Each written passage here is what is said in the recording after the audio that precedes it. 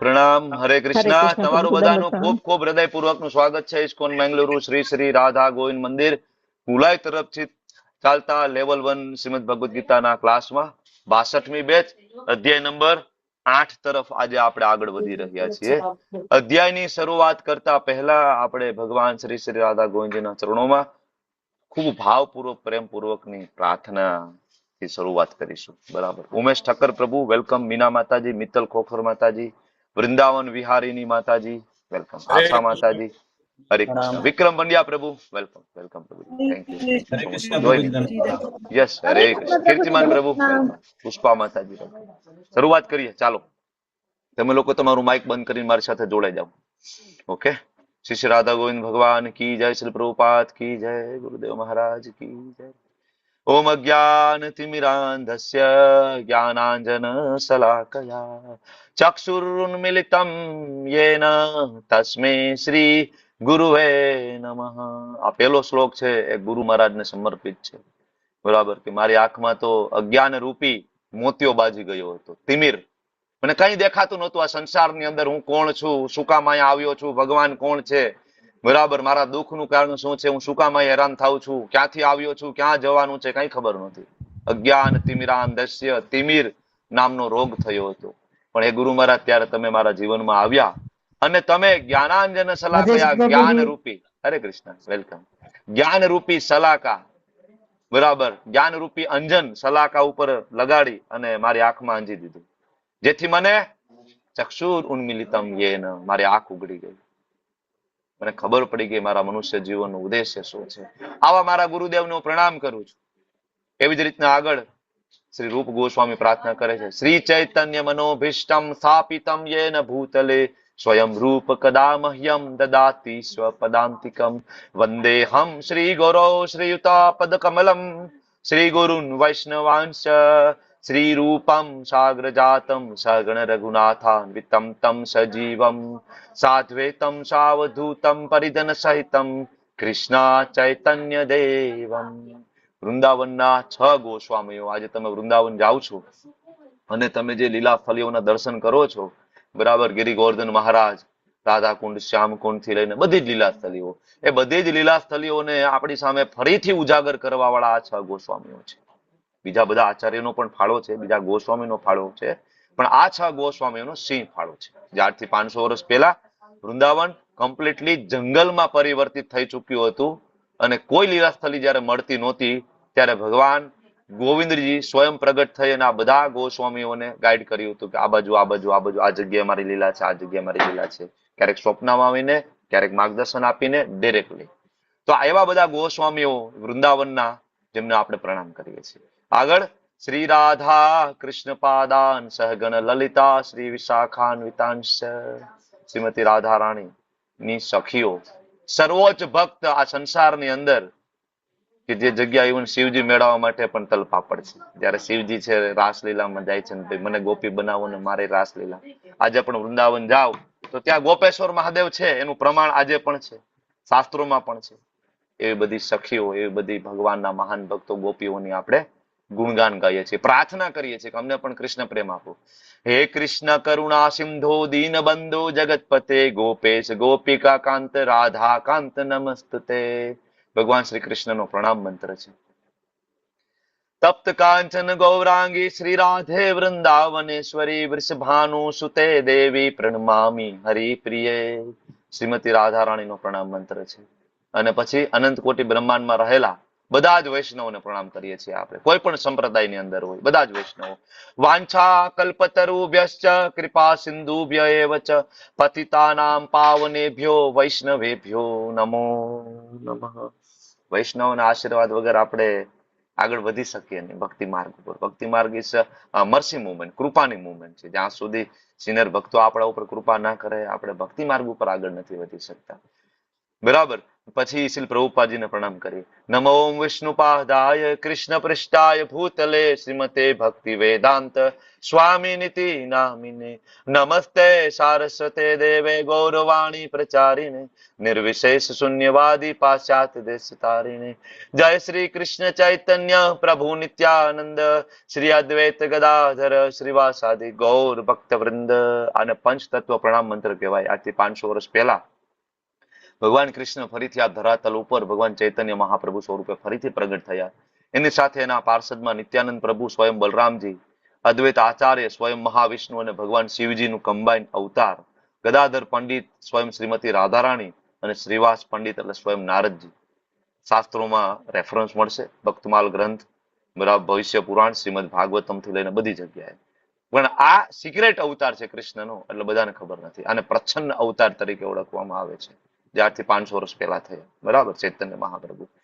અને એને ફરીથી આ સંસારને ભક્તિની સર્વોચ્ચ પદ્ધતિ અને કળિયુગનો યુગ ધર્મ હરિનામ સંકીર્તન ફરીથી એસ્ટાબ્લિશ કર્યું. હરે કૃષ્ણ કૃષ્ણ કૃષ્ણ કૃષ્ણ કૃષ્ણ હરે હરે હરે હરે હરે રામ હરે રામ રામ રામ હરે હરે. રામ રામ હરે હરે કૃષ્ણ મહામંત્ર. હરે કૃષ્ણ હરે કૃષ્ણ. આ હરે કૃષ્ણ મહામંત્ર કોઈ ઇસ્કોન નો મંત્ર નથી. વૃંદાવન જાશો તો બધા જ પરંપરા બરાબર ભક્તો હરે કૃષ્ણ મહામંત્ર નો જપ કરે છે. આ મહામંત્ર સ્વયં ચૈતન્ય મહાપ્રભુ આજથી 500 વર્ષ પહેલા આપ્યો છે. તો આ કોઈ ઇસ્કોન નો મંત્ર નથી, કોઈ બનાવેલો મંત્ર નથી. ઇવન આ મંત્ર સ્વયં બ્રહ્માજી દ્વારા લખેલો છે. તમે 6ઠા અધ્યાયમાં કદાચ તમને રેફરન્સ આપ્યું હશે ને. ઇતિ ષોડશક નામ નામ કલી કલ્મસ નાશનમ નત પરોતર ઉપાય સર્વ વેદેશુ દૃશ્યતે. સ્વયં બ્રહ્માજીના શબ્દ છે. બ્રહ્માજી કે છે કે આ 16 શબ્દના મંત્ર સિવાય કળિયુગની અંદર મને બીજી કોઈ પદ્ધતિ દેખાતી નથી. મેં વેદો ફંફોડી લીધા, ઉપનિષદો જોઈ લીધા, પણ તમારા માટે કળિયુગમાં આ પદ્ધતિ છે. હરે કૃષ્ણ કૃષ્ણ કૃષ્ણ હરે હરે હરે રામ રામ રામ હરે હરે. અલગ અલગ શાસ્ત્રોમાં, અલગ અલગ પુરાણોમાં અમુક જગ્યા મંત્ર હરે રામ થી સ્ટાર્ટ થાય છે. બરાબર, અમુક જગ્યાએ હરે કૃષ્ણથી. હરે રામથી જે મંત્ર ચાલુ થાય છે એ ઓરિજિનલ મંત્ર ઉપનિષદ વેદોમાં આપેલો મંત્ર, જેના નિયમો બહુ કડક છે. એટલા માટે ચૈતન્ય મહાપ્રભુ આવ્યા અને એને મંત્રને ઉલટાવીને હરે કૃષ્ણથી શરૂઆત કરીને સ્વયં ભગવાન આપ્યું. શું કામ? મંત્રને નામની અંદર કન્વર્ટ કરીને આપ્યું, જેથી આપણને એની અંદર રહેલા અપરાધ ના લાગે. જેમ કે ગાયત્રી ઉપાસના કરતા હોય અને ગાયત્રી મંત્ર બોલવો હોય તો અત્યારે હું બોલી નહીં શકું લાઉડલી, આ રીતના બેસીને નહીં બોલી શકું. મારે અત્યારે સ્નાન કરવા જવું પડે, આચમન કરવું પડે, બરાબર, 13 તિલક અને 24 આચમન ધારણ કરીને આસન પાથરીને ગાયત્રી હું બોલી શકીશું. અને એ પણ ઓઠ ફફડાવીને નહીં. જે લોકો અમારા વહાલા ભૂદેવો છે ગાયત્રી કરતા હશે, બધાને ખ્યાલ હશે. બરાબર ને? સેમ વે વેદોના મંત્રોનું ઉચ્ચારણ કરવામાં બહુ ધ્યાન રાખવું પડતું હોવાથી ભગવાન ચૈતન્ય મહાપ્રભુ સ્વયં એ જ હરે રામથી મંત્ર જે શરૂ થાય એને હરે કૃષ્ણથી શરૂઆત કરીને આપ્યું અને નામ સ્વરૂપે આપ્યું આપણને. અને હવે જયારે તમે હરે કૃષ્ણ આખો મંત્ર બોલો છો, હરે કૃષ્ણ કૃષ્ણ કૃષ્ણ હરે હરે હરે રામ રામ રામ હરે હરે, બીજી વાર પાછો બોલો છો તો પછી રામ આગળ છે કે કૃષ્ણ આગળ છે પછી કોઈ ફરક રહેતો નથી. જેવી રીતના વાલિયો લૂંટારો, તમે બધાએ નામ સાંભળ્યું છે, વાલિયો લૂંટારો, બરાબર, નારદજી એને મળ્યા અને નારદ બહુ કથા લાંબી છે, હું તમને સીધા ટુ ધ પોઈન્ટ જાઉં છું. વાલિયા લૂંટારાને નારદજી કહે છે કે ભાઈ ભગવાનનું નામ લો, પણ રામ બોલવાની ઇવન તારી અત્યારે લાયકાત નથી, એટલું શુદ્ધિકરણ નથી. તો શું કરશું પ્રભુ? એક કામ કરતું, મરા મરા બોલ, મરા મરા મરા મરા મરા મરા મરામ રામ રામ રામ રામ રામ રામ રામ, મરા મરા મરા બોલતા અલ્ટિમેટલી રામ. સેમ વે અહીંયા પણ સેમ વસ્તુ. આપણે વાલિયા લૂંટારાથી કઈ ઓછા નથી, જોઈ લો ને આપણી દિનચર્યાની અંદર. બરાબર ને? એટલા માટે ભગવાન ચૈતન્ય મહાપ્રભુ આપણા ઉપર કૃપા કરી અને આ મંત્ર આપે છે. બરાબર. અને આ મંત્ર દ્વારા આખા વિશ્વની અંદર હજારો લોકોનું જીવન ચેન્જ થયું છે ને પ્રેક્ટિકલી. યુટ્યુબ ની અંદર ટાઈપ કરો હરે કૃષ્ણ મુવમેન્ટ, ઇસ્કોન આંદોલન, સંકીર્તન આંદોલન, લાખો લોકો જેના એના બાપ દાદાની 7 પેઢીમાં કોઈ કૃષ્ણ રામનું નામ નહોતું સાંભળ્યું ને, એ લોકો પણ આખો દિવસ હરે કૃષ્ણ કરતા થઈ ગયા. એ લોકો પાન માવા તો બહુ દૂરની વાત છે, લોકો દારૂ પીતા હતા, માંસાહાર કરતા હતા, ડ્રગ્સ લેતા હતા, બધું છોડી દીધું, ડુંગળી લસણ ઇવન છોડી દીધા. બરાબર ને? મતલબ પ્રમાણિત પદ્ધતિ છે તો જ આ વસ્તુ થઈ ઇફેક્ટ. બરાબર ને? પ્રોસેસ છે, સામે રિઝલ્ટ પણ છે, તમારી સામે રિઝલ્ટ પણ છે ને. એટલા માટે આજે મેં તમને મંગલાચરણ સમજાવવાની કોશિશ કરી. રોજ આપણે મંગલાચરણ ગાઈતો છીએ, પણ શું ગાઈએ છીએ તે ખબર હોવી જોઈએ ને. એટલા માટે અત્યાર સુધી તમે લોકોએ 1 થી 7 અધ્યાય ભણ્યા. સમય ઓછો છે, 5 મિનિટમાં હું તમને રિવિઝન આપું છું. પેલા અધ્યાયની અંદર અર્જુન, દુર્યોધન, ધૃતરાષ્ટ્ર 3 વ્યક્તિની મનસ્થિતિ, સૈન્ય નિરીક્ષણ થયું, શંખનાદ થયો અને અર્જુને કીધું ભગવાન રથ વચ્ચે લઈ લો. ભગવાને જેવો રથ વચ્ચે લીધો, અર્જુન દુવિધામાં પડી ગયા. ભગવાને પોતાની યોગ માયા શક્તિ અર્જુન ઉપર મૂકી દીધી અને હવે અર્જુન કહે છે પ્રભુ મારા રિલેટિવ છે, મારા કાકા, મારા દાદા, હું શું કરીશ, મારા ગુરુ છે, હું નહીં મારું. બરાબર, દલીલ આપે છે. 5 પ્રશ્ન. કરુણા, કોઈ આનંદ નથી, પાપનો ભય, બરાબર, સોરી, કૌટુંબિક પરંપરાનો નાશ, અનિર્ણયતા. 5 પ્રશ્ન. બીજો અધ્યાય, 5 પ્રશ્નના જવાબ. 5. હું આ શરીર નથી, હું આત્મા છું. ત્યાંથી આ ભગવદ્ ગીતાની ફિલોસોફીની શરૂઆત થઈ. બીજા અધ્યાયમાં ભગવાને એક સાથે પીરસ્યું, સકામ કર્મ, નિષ્કામ કર્મ અને ભક્તિ યોગ સાથે. અર્જુન ત્રીજા અધ્યાયમાં આવીને કહે છે પ્રભુજી, ભગવાન તમે બધું એક સાથે આપી દીધું, ના સમજી શક્યો, મને કયો મારે શું કરવું જોઈએ, કર્મયોગમાં આગળ વધુ કે જ્ઞાન માર્ગ ઉપર ચાલુ? તમે કયો એ પ્રમાણે હનુમાનજી મહારાજે જેવું કર્યું હતું રામચંદ્રજી માટે એવું કરું, બધાને મારી નાખું, બાળીને ભસ્મ કરી નાખું, કે પછી પ્રભુજી બરાબર ભગવાન કે હું જંગલમાં જતો રહું? ત્યાગ માર્ગ કે ભક્તિ માર્ગ? જ્ઞાન માર્ગ કે કર્મ માર્ગ? અર્જુને સમજી નથી શકતા કે આ બે રસ્તા જુદા જુદા નથી. જે જ્ઞાન પ્રાપ્ત કર્યા પછી જે કર્મ કરવામાં આવે છે એને જ અલ્ટિમેટ કર્મ યોગ કહેવામાં આવે છે. જ્ઞાન પ્રાપ્ત કર્યા વગર જે કર્મ કરવામાં આવે છે એને કર્મ યોગની કર્મ ભોગ કહેવામાં આવે છે, જેના દ્વારા આપણે આપણી ઇન્દ્રિયોને સંતુષ્ટ કરીએ છીએ અને એ કર્મનું બંધન થાય છે. યજ્ઞ અર્થાત કર્મણો અન્યત્ર લોકોયમ કર્મ બંધન, 3જો અધ્યાય યાદ આવી ગયો ને? તો એવા કોઈ પણ કર્મ સવારથી લઈને રાત સુધીમાં થયેલા કે જે કર્મના સેન્ટરમાં ભગવાન નથી, જે કર્મ ભગવાન દ્વારા આદેશ અપાયેલો નથી, એવા કોઈ પણ કર્મ હોય એ કર્મનું બંધન થાય. પછી એ તમારું દાન હોય, તમારા દ્વારા થયેલો યજ્ઞ હોય, તમારા દ્વારા થયેલું પુણ્ય કાર્ય હોય, વોટ એવર, કઈ પણ હોય, તમારી શ્રદ્ધા હોય. એટલા માટે 17મો અધ્યાય બહુ જરૂરી છે.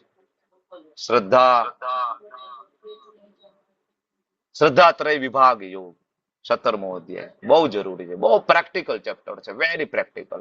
આપણને બધી ખબર પડી જાય, શું કરવાનું શું નથી કરવાનું, બધું દીવા જેવું. બરાબર, પણ 17મા અધ્યાય સુધી પહોંચતા પહેલા 16 અધ્યાય સમજવા બહુ જરૂરી, નહીતર એ ઉપરથી જતું રહેશે. બરાબર.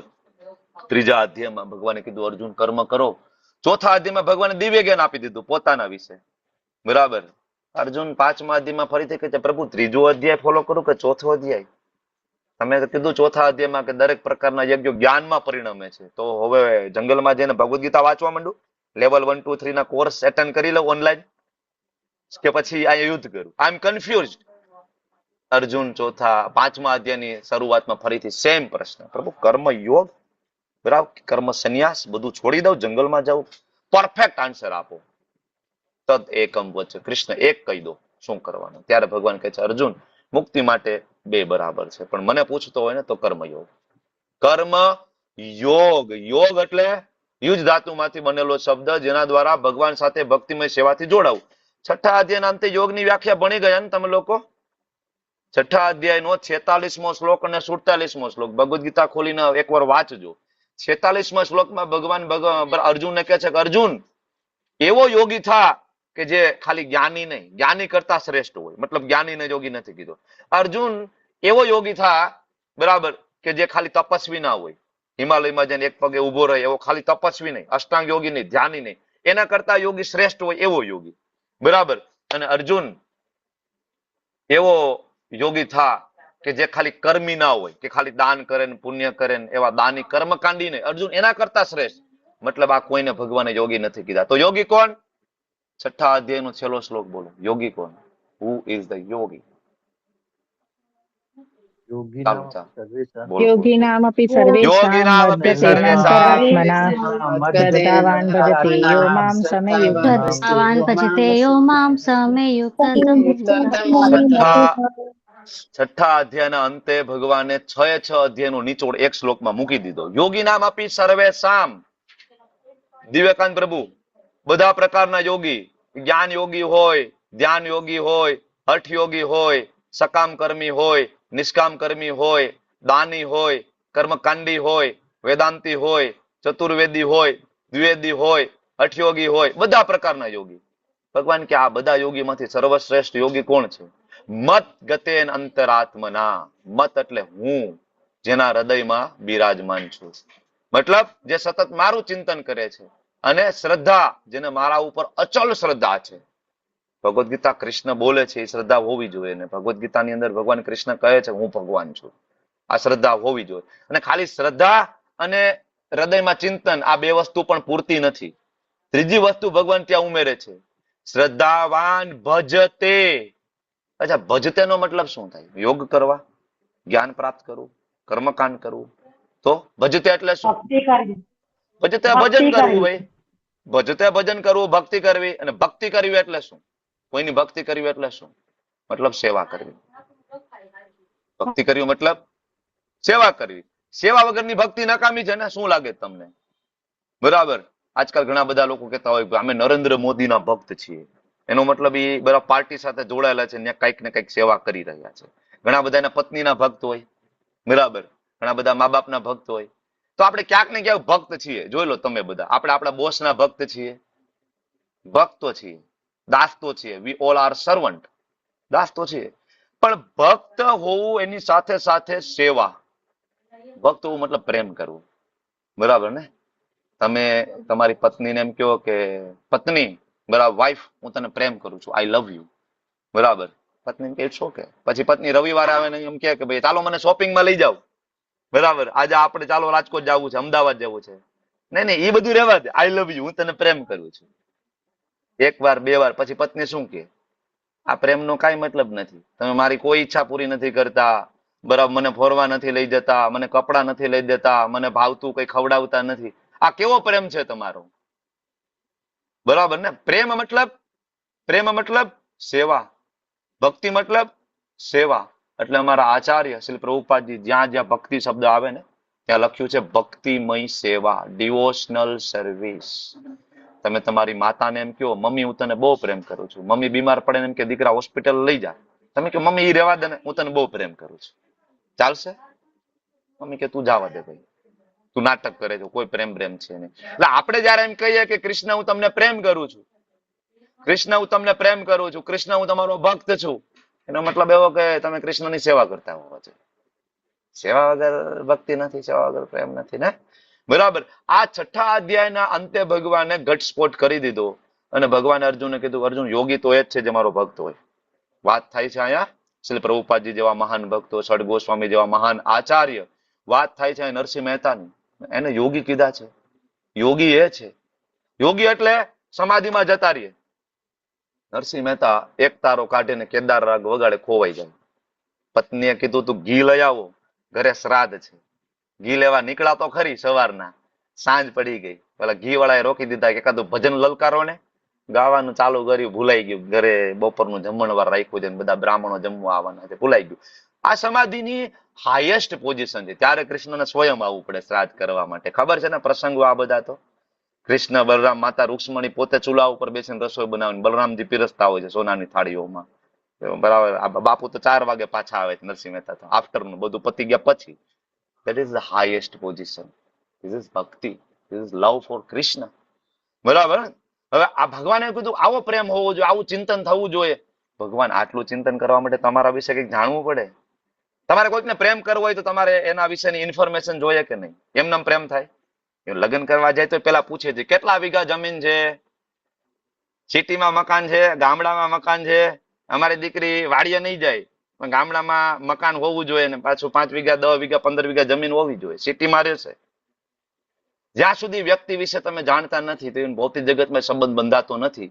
સેમ વે કૃષ્ણ કહે છે કે મદ ગતે અંતરાત્મના, મારું ચિંતન કરો, પણ કૃષ્ણ તમારા વિશે થોડું કહો. ત્યારે 7મા અધ્યાયની શરૂઆત થઈ પરમેશ્વરનું જ્ઞાન. ખૂબ ઇન્ટરેસ્ટિંગ ચેપ્ટર ગઈકાલે તમે ભણી ગયા. જે લોકો એબસન્ટ હતા ને એ લોકોએ બહુ મોટી ભૂલ કરી છે. કાંઈ વાંધો નહીં, રેકોર્ડિંગ સાંભળી લેજો, વિડીયો રેકોર્ડિંગ અવેલેબલ છે, સાંભળી લેજો. વેરી ઇમ્પોર્ટન્ટ ચેપ્ટર, ભગવદ ગીતાનો પાયો છે ઓલમોસ્ટ. કારણ કે પેલા 6 અધ્યાય કર્મયોગના હતા. 6ઠ્ઠા અધ્યાયથી ભગવાનની ઓરિજિનલ ટીચિંગ્સ, ભક્તિ માર્ગ શરૂ થાય છે, બરાબર ને? તો ભગવાને શરૂઆતમાં કીધું અર્જુન સાંભળો.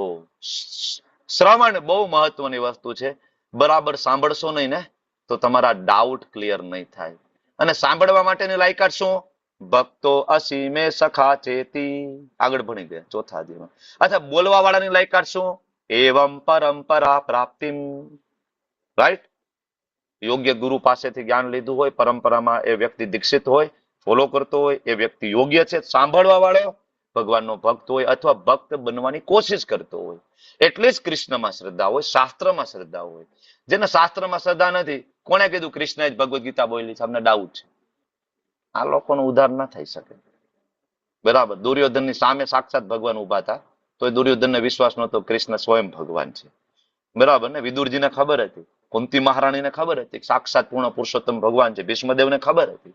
પેલી વસ્તુ શ્રદ્ધા હોવી જોઈએ. જો તમે અલગ અલગ મત પથ સંપ્રદાયમાંથી આવો છો, હું સમજુ છું, બરાબર, તમારી અલગ અલગ પૂજા વિધિ અર્ચના પદ્ધતિ, ઘરમાં અલગ અલગ ભગવાન દેવી દેવતાઓની સેવા ચાલી રહી છે, હું સમજુ છું. પણ શાસ્ત્ર શું કહે છે એ ચર્ચા કરવા માટે આપણે અહીંયા બેઠા છીએ. હું શું કહું છું એમ નહીં, મારા ગુરુ મહારાજ શું કહે છે એમ નહીં. શાસ્ત્ર, ભગવદ્ ગીતા, ભાગવતમ શું કહે છે અને 12 મહાજનો શું કહે છે, બ્રહ્માજી શું કહે છે, શિવજી શું કહે છે, બરાબર, 12 મહાજનો શું કહે છે, આપણે એ ચર્ચા કરવા માટે. આપણે ભલે જે કરતા હોય, હું પેલા કંઈક કરતો હતો, પછી આને ખબર પડી કે નહીં આ તો ગોટાળો થઈ ગયો, પછી બરાબર હું સુધારો કર્યો. ઓકે, તો એ ચિંતા નહીં કરતા, ધીમે ધીમે ડાઉટ તમારા બધાને ક્લિયર થશે. 7મા અધ્યાયમાં ભગવાને કીધું કે એવું જ્ઞાન આપીશ પૂર્ણ, અને હજારોમાંથી એક માણસ એવો હશે જે આ કરી શકશે. બધાના બસની વાત નથી, વૈષ્ણવ બની શકે, બરાબર ને? પછી ભગવાને કીધું કે આ બધું મારું છે, અનંત કોટી બ્રહ્માંડનો હું સ્વામી છું.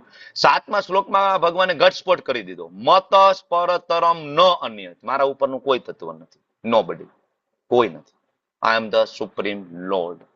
સેમ વસ્તુ શિવજી કહે છે, આરાધના નામ સર્વેશામ વિષ્ણુર આરાધના પરમ. શિવજીએ માતા પાર્વતીને મંત્ર આપ્યો હતો, રામ રામેતિ રમેતિ રમે રામે મનોરમે. તુલસીદાસજી લખે છે રામચરિતમાનસની અંદર, બરાબર ને? અચ્છા, બધા શાસ્ત્રો લખનાર કોણ? હેન્ડરાઇટિંગ કોના છે? હેન્ડરાઇટિંગ બોલો. ગણેશજી. ગણેશજી. ગણેશજી કોણ છે? ગણપતિ બાપા કોણ છે? શિવજીના પુત્ર. શિવજીના પુત્ર, બરાબર ને? ગણપતિ બાપાને કોઈ કન્ફ્યુઝન નથી. જયારે કૃષ્ણ એમ કે છે ને કે મારા ઉપરનું કોઈ તત્વ નથી, ગણપતિ બાપા એવું નથી કેતા એ બરાબર છે. વેદવ્યાસજી અહીં કાઉન્સમાં લખાવો, મારા પિતાજી ભગવાન છે શિવજી, એનું નામ લખો કાઉન્સમાં. ખાલી તમારી ક્યાં વાત કરો છો? આ બહુ મહત્વનો મુદ્દો છે, બરાબર ને? લોકો સમજવામાં બહુ મુશ્કેલી થતી હોય છે કે કૃષ્ણ જ કેમ ભગવાન છે. લેવલ 1 છે, હજી આગળ લેવલ 2 આવશે, લેવલ 3 આવશે, ભક્તિ શાસ્ત્રી આવશે, કન્સેપ્ટ એકદમ ક્લિયર થઈ જશે. વિચાર કરો, આટલા મોટા આચાર્યો, રામાનુજાચાર્ય થયા, મધ્વાચાર્ય થયા, મહાન સંતો થયા, બરાબર, ઇવન શંકરાચાર્યજી પોતે, આ બધાને નહીં ખબર હોય કોણ ભગવાન છે. વેદો ઉપનિષદો પુરાણો વાંચીને એ બધા કોની સેવા કરી રહ્યા છે? જોવો ને, શંકરાચાર્યજી 4 પીઠ, 4 પીઠમાં કોણ બિરાજમાન છે? દ્વારકામાં કોણ બિરાજમાન છે? જગન્નાથપુરીમાં કોણ બિરાજમાન છે? બદ્રીનાથમાં કોણ બિરાજમાન છે? બરાબર ને? તો આ બધી આપણને ખબર હોવી જોઈએ કે ઓકે. તો આ બધી ચર્ચાના અંતે ગઈકાલે 2 શ્લોક એવા આવ્યા કે જેમાં આપણે બધા કન્ફ્યુઝ થઈ ગયા, બરાબર? ચર્ચા ચાલતી હતી, 7મો અધ્યાય, ભગવાન પોતાનું જ્ઞાન આપતા હતા, બધી ચર્ચાઓ થતી હતી. અર્જુન, પાણીમાં હું સ્વાદ છું, બરાબર, પૌરુષોનું સામર્થ્ય હું છું, આ બધી ચર્ચા થતી હતી. પણ આ બધી ચર્ચા કરતા કરતા છેલ્લા 2 શ્લોક આવ્યા. કયા? જરા મરણ મોક્ષાય મામાશ્રિત્ય યતંતીએ તે બ્રહ્મ તદ્વિદ્દુ કૃષ્ણમ અધ્યાત્મમ કર્મ ચાખિલમ. ભગવાન, આમાં તો બહુ અઘરા શબ્દ છે. બ્રહ્મ, અધ્યાત્મમ, અધિભૂત, અધિદેવમ, અધિયજ્ઞમ, પ્રયાણ કાલે. આપણે બધા બરાબર ભગવદ્ ગીતા સાંભળવા બેઠા હોય, બરાબર, આગળ સૌથી આગળ અર્જુનજી બેઠા છે, બરાબર ને? કૃષ્ણ અર્જુનને કહી રહ્યા છે, અર્જુનને બધું સમજાય છે શું કહે છે. આપણે બધા છેલ્લે બેઠા છે, આપણે આંગળી ઊંચી કરી, અર્જુનજી એક કામ કરો, છેલ્લા 2 શ્લોક નથી સમજાતા, પૂછો તો ભગવાનને. એટલે અર્જુનજી કહે છે, પ્રભુ આ પેલા 2 શ્લોક લઈ લો ને વચ્ચેથી. એટલે 7મો અધ્યાય અને 9મો અધ્યાય છે, કન્ટિન્યુટીમાં છે. સાંભળજો તમે, 7મો અધ્યાય પરમેશ્વરનું જ્ઞાન, 9મો અધ્યાય પરમ ગુહ્ય જ્ઞાન. એકચ્યુઅલી 2 અધ્યાય કન્ટિન્યુટીમાં છે. 7મો અને 9મો એક સાથે વાંચશો, તમને બેયમાં એક સાથે એક સરખા ટીચિંગ્સ લાગશે. 7મા અધ્યાય કરતા એક ડગલું આગળ 9મો અધ્યાય છે, એક સ્ટેપ અહેડ. બાકી ઓલમોસ્ટ સેમ નોલેજ ધીમે ધીમે આવશે. વચ્ચે અર્જુને પ્રશ્ન પૂછી લીધો ને 7માના અંતે, એટલે ભગવાને કીધું એક કામ, વાંધો ને, તારો ડાઉટ ક્લિયર કરી દો પેલા, ચાલ. એટલે 8મો અધ્યાય ઇઝ અ ડાયવર્ઝન. અને 8મા અધ્યાયમાં અર્જુને 8 પ્રશ્ન પૂછ્યા ભગવાનને. કયા કયા? કિમ તદ બ્રહ્મ કિમ અધ્યાત્મમ. બરાબર, ગઈકાલે દીપેશ્વરીએ તમને કહ્યું હશે ને, બરાબર, દીપેશ્વરી દેવીદાસી એમને તમને કહ્યું હશે કે છેલ્લા 2 શ્લોકના એ 8 શબ્દ અર્જુન પકડી લેશે. ભગવાન બ્રહ્મ એટલે શું? કિમ અધ્યાત્મ. ભગવાન અધ્યાત્મ એટલે શું? કિમ કર્મ. ભગવાન કર્મ એટલે શું? બરાબર. ભગવાન અધિભૂત એટલે શું? અધિદેવ કોણ છે? મને આ સમજાવો. 5 પ્રશ્ન પહેલા શ્લોકની અંદર પૂછ્યા, 3 પ્રશ્ન બીજા શ્લોકમાં. અધિયજ્ઞ કથમ કોત્રમ. અધિયજ્ઞ કોણ છે ને ક્યાં રહે છે? દેયસ્મિન મધુસૂદન. એ મધુસૂદન, તમે મધુ અને કેટપનો વધ કર્યો હતો, બરાબર, આટલા મોટા રાક્ષસોનો. મારા મનમાં શંકા નામનો રાક્ષસ છે, એનો વધ નહીં કરો એ મધુસૂદન? તો આ ડાઉટ ક્લિયર કરો તમે કે અધિયજ્ઞ કોણ છે. પ્રયાણ કાલે ચ કથમ જ્ઞેયો. મૃત્યુ સમય કોણ યાદ આવવું જોઈએ આપણને? કયા દેવી દેવતાઓ મૃત્યુ સમય યાદ કરવાના છે પ્રભુ, જેથી મારો ઉદ્ધાર થાય? બહુ જ પ્રેક્ટિકલ પ્રશ્ન. અને આ અધ્યાય મૃત્યુ સમયની આપણી પરીક્ષા, મોટામાં મોટી એક્ઝામ સંસારની અંદર હજી આપણી બાકી છે. બાકી હોય તો જ અહીં બેઠાઈશું ને. મોટામાં મોટી આપણી પરીક્ષા બાકી છે. નો બાકી હોય તમે હોય નહીં, વયા ગયા હોય. બરાબર. કઈ છે મોટા મોટી એક્ઝામ? બોલો ભાઈ. મૃત્યુ સમયે જે મૃત્યુ. પ્રભુજી આવ્યો. મૃત્યુ. હરિનું નામ યાદ આવવું. મૃત્યુ સમયે ભગવાનનું નામ યાદ આવે. મૃત્યુ સૌથી મોટી પરીક્ષા છે. એ એક્ઝામમાં પાસ થાય, હરિનું નામ આવે તો, ફેલ થાય નો આવે તો, પણ પરીક્ષા કઈ? મૃત્યુ. મૃત્યુ સમયે ભગવાન યાદ આવે. સૌથી મોટી પરીક્ષા મૃત્યુ. જો પરીક્ષિત મહારાજનું નામ સાંભળ્યું છે ત્યારે સુખદેવજી મહારાજે પરીક્ષિત મહારાજને શ્રીમદ ભાગવતમ સંભળાવ્યું હતું. પરીક્ષિત મહારાજને એક બ્રાહ્મણ પુત્રનો શ્રાપ લાગ્યો હતો, 7મા દિવસે તમને તક્ષક નાગ છે બાળીને ભસ્મ કરી દેશે. બરાબર. પરીક્ષિત મહારાજ એટલા સક્ષમ રાજા હતા કે એવા બ્રાહ્મણના શ્રાપને બરાબર ધ્વંસ કરી શકે, સામો શ્રાપ આપી શકતા હતા, પણ એને એવું ના કર્યું. જે લોકો ભાગવતમ જાણે છે સવારે 7 વાગે ક્લાસમાં આવે છે અને બરાબર હું જે કહું છું સમજ પડી જશે. પરીક્ષિત મહારાજ તરત બધું છોડી દીધું, રાજપાટ બધું, એમના પુત્ર જન્મે જઈને બધું આપી દીધું, નીકળી ગયા ગંગા નદીના કિનારે, બરાબર, જ્ઞાન પ્રાપ્તિ માટે, ભગવદ્ ગીતા, શ્રીમદ ભાગવતમ સાંભળવા, ભગવાનની ભક્તિ. અને સુખદેવજી મહારાજ એને મળે છે. હવે એની પાસે કેટલા દિવસ હતા પરીક્ષિત મહારાજ પાસે? 7 દિવસ. 7 દિવસ. 7 દિવસ. તમારી મારી પાસે કેટલા દિવસ છે? 7 દિવસ. ખબર જ નથી. શું વાત કરો છો? 7 જ દિવસ. આપણને ખબર જ નથી ખબર આજે જ 10 નથી. તારીખ, 17 તારીખ છેલ્લી. નહીં, ગમે તે વાર આવે, કોઈ પણ 7 દિવસનો એક વાર.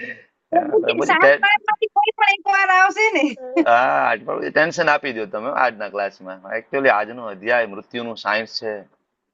આર્ટ ઓફ લિવિંગ આપણે ભણ્યા, કોઈ વાંધો નથી. જીવન જીવવાની કળા આપણે ભણ્યા, કોઈ વાંધો નથી. પણ હાઉ ટુ ડાય, મરવાનું કેવી રીતના છે ભાઈ?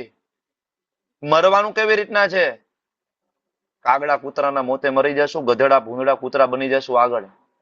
મરવાનું કેવી રીતના છે? ભગવદ્ ગીતા આપણે 8મો અધ્યાય શીખડાવે છે, મૃત્યુનું સાયન્સ. બરાબર. આ અધ્યાયની અંદર પરીક્ષિત મહારાજ પાસે 7 દિવસ હતા. સુખદેવજી 7 દિવસમાં એને શ્રીમદ ભાગવતમ સંભળાવે છે.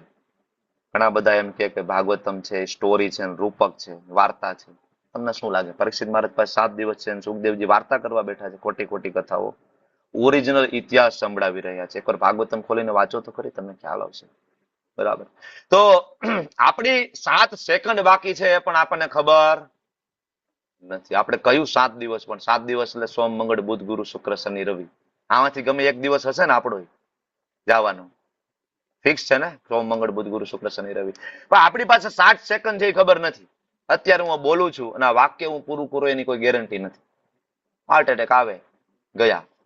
પ્રભુજી સરસ વાતું કરતા હતા, ગયા. ખબર છે કોઈ? બરાબર. This is reality. એ સ્વીકારવું પડશે ને.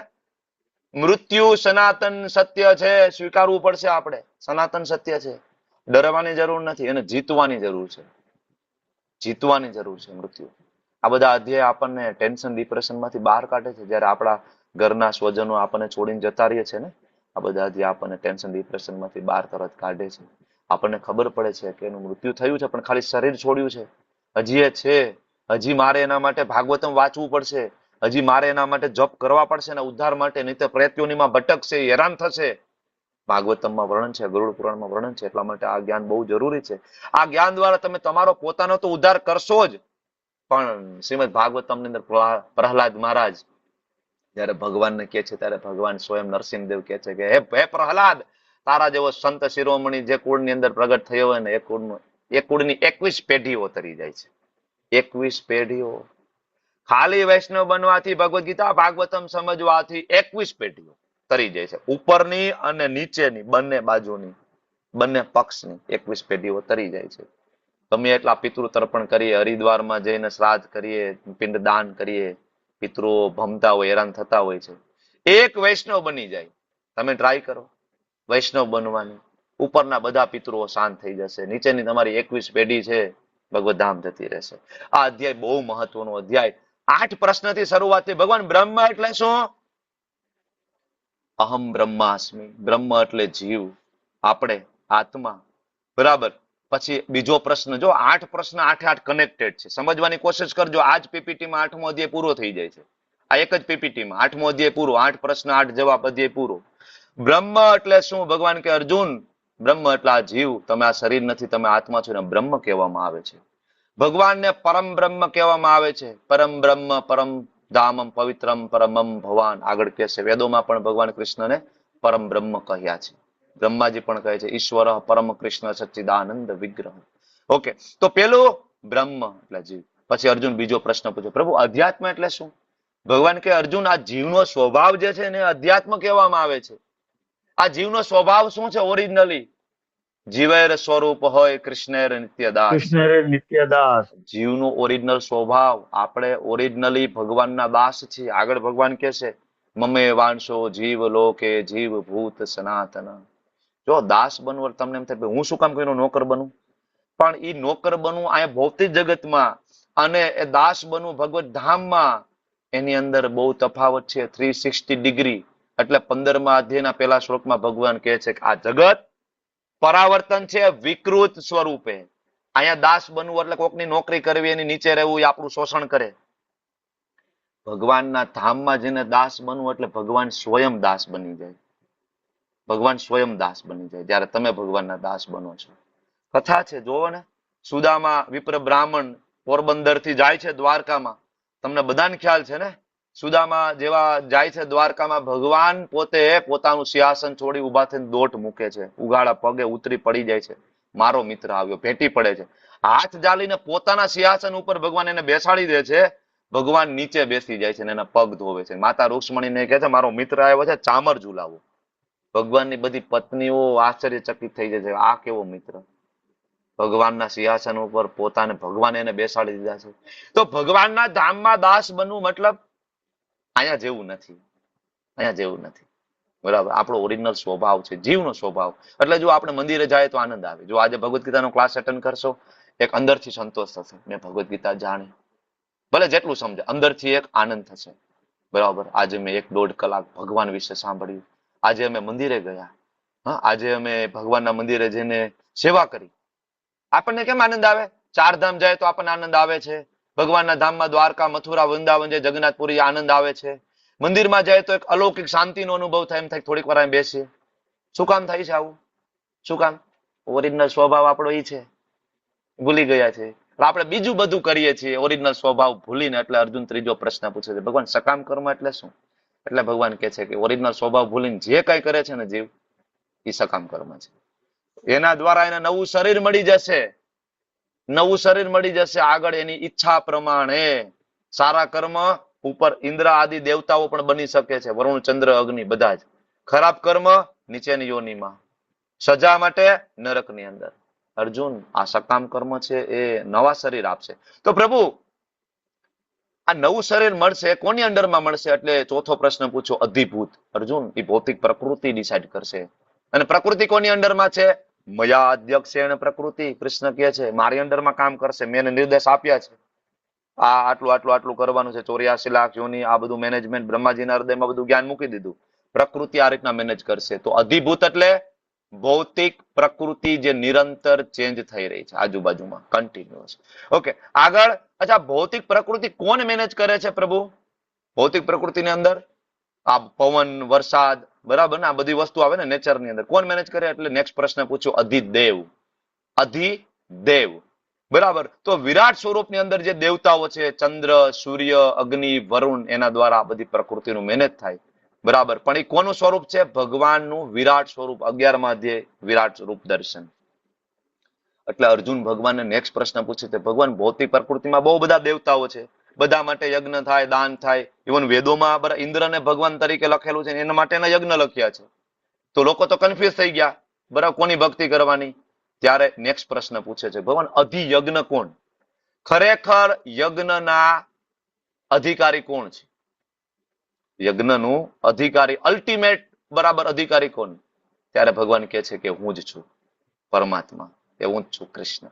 એટલે જો તમને બધાને ખ્યાલ હશે, શાસ્ત્રની અંદર દક્ષ પ્રજાપતિ જયારે યજ્ઞ કરતા હતા, તમને બધાને ખ્યાલ છે ને, દક્ષ પ્રજાપતિ યજ્ઞ કરતા હતા તો બધા જ ઉપસ્થિત હતા ત્યાં, બધા દેવી દેવતાઓ જેને આપણે પૂજીએ છીએ બધા દેવી દેવતાઓ, ઇન્દ્ર આદિ બધા દેવી દેવતાઓ બધા જ ઉપસ્થિત હતા.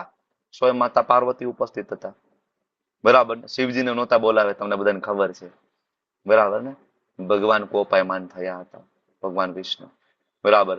અને ભગવાન વિષ્ણુ એવન બચાવ્યા પણ નહોતા. શિવજીએ માથું કાપી નાખ્યું હતું ભેરવો દ્વારા. પણ આ બધું પૂરું થયું પછી શિવજીએ પાછું કીધું નહીં નહીં, યજ્ઞ તો પૂર્ણ કરવો પડશે. કારણ કે યજ્ઞના ભોગતા કોણ છે? સ્વામી ભગવાન કૃષ્ણ, ભગવાન વિષ્ણુ, ભગવાન નારાયણ. એટલે જો શ્રીમદ ભાગવતમ વાંચો, પછી ફરીથી દક્ષ પ્રજાપતિ યજ્ઞ પૂર્ણ કર્યો અને પછી છેલ્લે કોણ આવ્યા? ભગવાન વિષ્ણુ. અને પછી એ યજ્ઞ પૂર્ણ થયો. તો અલ્ટિમેટ બધા યજ્ઞના ભોગતા કોણ છે? પરમાત્મા. પરમાત્મા કોણ છે? સર્વસ્ય ચાહમ હૃદિ સન્નિવિષ્ટો. ભગવાન કે છે આગળ 15.15 એ હું જ છું. આજે પણ કે છે. અને આ તમે ક્યાં રહો છો? અધિયજ્ઞ તમે છો ને, ક્યાં રહો છો? ભગવાન કહ્યું બધાના હૃદયમાં રહો છો. અચ્છા, બધાના હૃદયમાં રહો છો તો ભગવાન તમને મૃત્યુ સમય યાદ કેમ કરીશું અમે? 8 પ્રશ્ન 8 જવાબ. Very beautiful chapter. બરાબર ને. ભગવાન જવાબ આપવાની શરૂઆત કરે છે અર્જુનને. અર્જુન કહે છે, અર્જુન પેલો પ્રશ્ન તારો હતો ને, બ્રહ્મ, અક્ષરમ બ્રહ્મ પરમમ. અર્જુન, અક્ષરમ જે અવિનાશી છે ને, એવો દિવ્ય જીવ એને બ્રહ્મ કહેવાય છે. જીવ અવિનાશી છે ને. નેનમ છિંદંતી શસ્ત્રાણી. બીજો અધ્યાય યાદ કરો. નેનમ છિંદંતી શસ્ત્રાણી નેનમ દહતી પાવક. બરાબર. ન જાયતે મ્રિયતે વા કદાચિન નાયમ ભૂત્વા ભવિતાવા ન ભૂય. ઘણા બધા શ્લોકો આવ્યા ને. બીજો અધ્યાય 11 થી લઈને 30 શ્લોક શેના માટે છે? આના માટે છે, આપણા માટે. બ્રહ્મ. ઓકે. તો ભગવાને કીધું કે અર્જુન દિવ્ય જીવનો બ્રહ્મ કહેવાય. એનો સનાતન સ્વભાવ છે ને, અધ્યાત્મ કહેવાય. આનો બીજો મતલબ એ પણ સમજો કે જયારે તમે અધ્યાત્મમાં આવો છો, જ્યારે તમે ભગવદ્ ગીતા ભાગવતમના ક્લાસ એટેન્ડ કરો છો, જ્યારે તમે માળા કરો છો, જ્યારે તમે મંદિરે જાઓ છો, જ્યારે તમે ગંગા સ્નાન કરો છો, તો સૌ પ્રથમ શેમાં પરિવર્તન આવવું જોઈએ? સૌ પ્રથમ સ્વભાવો અધ્યાત્મ ઉચ્યતે. માળા ફેરવતા ફેરવતા સૌ પ્રથમ શું ચેન્જ થવો જોઈએ? સ્વભાવમાં. સ્વભાવમાં ક્રોધ ઓછો થવો જોઈએ, કામના ઓછી થવી જોઈએ. ધીમે ધીમે ધીમે કામ, ક્રોધ, લોભ, મોહ, મદ, માત્સર્ય ઓછું થવું જોઈએ ને.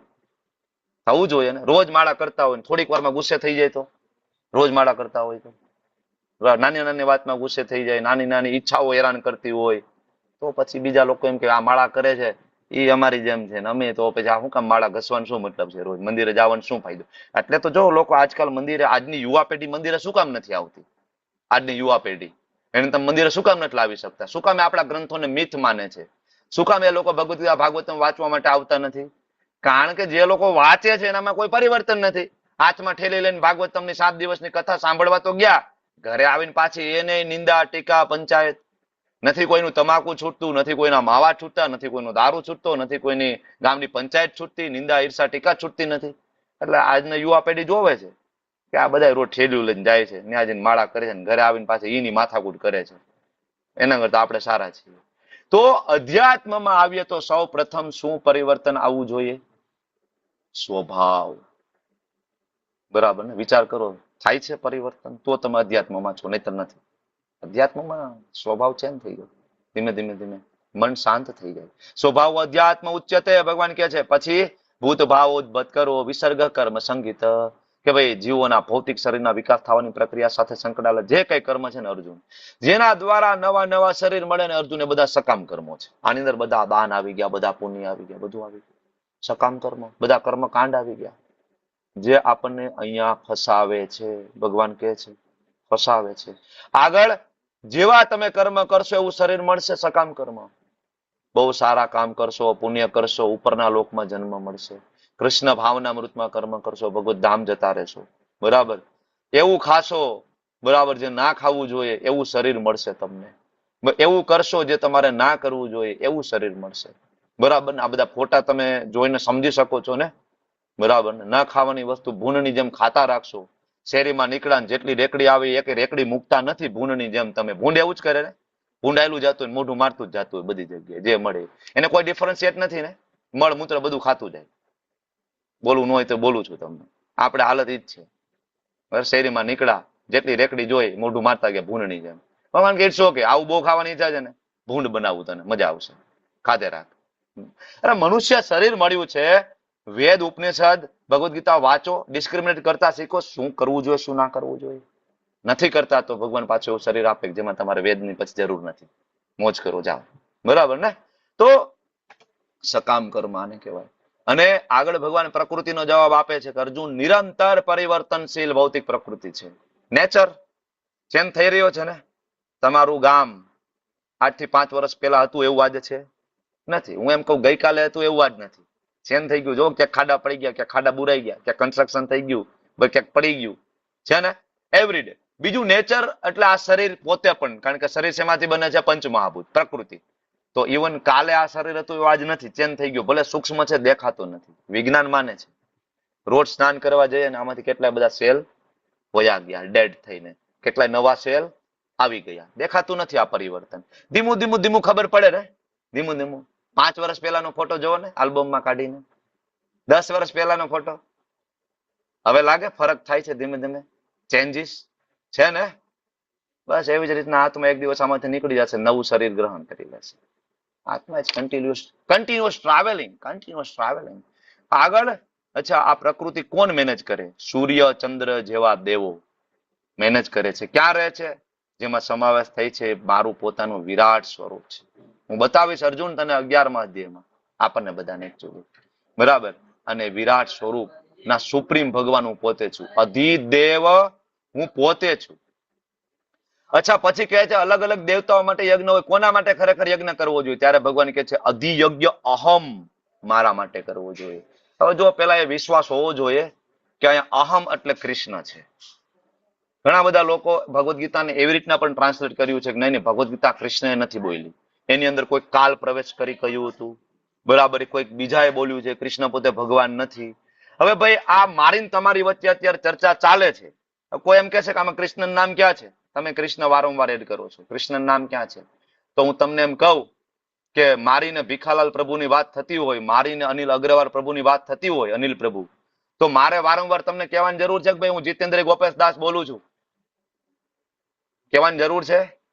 અનિલ પ્રભુ હું જીતેન્દ્ર ગોપેશ દાસ બોલું છું. વળી બીજા શ્લોકમાં અનિલ પ્રભુ હું જીતેન્દ્ર ગોપેશ દાસ બોલું છું. જરૂર છે આવી?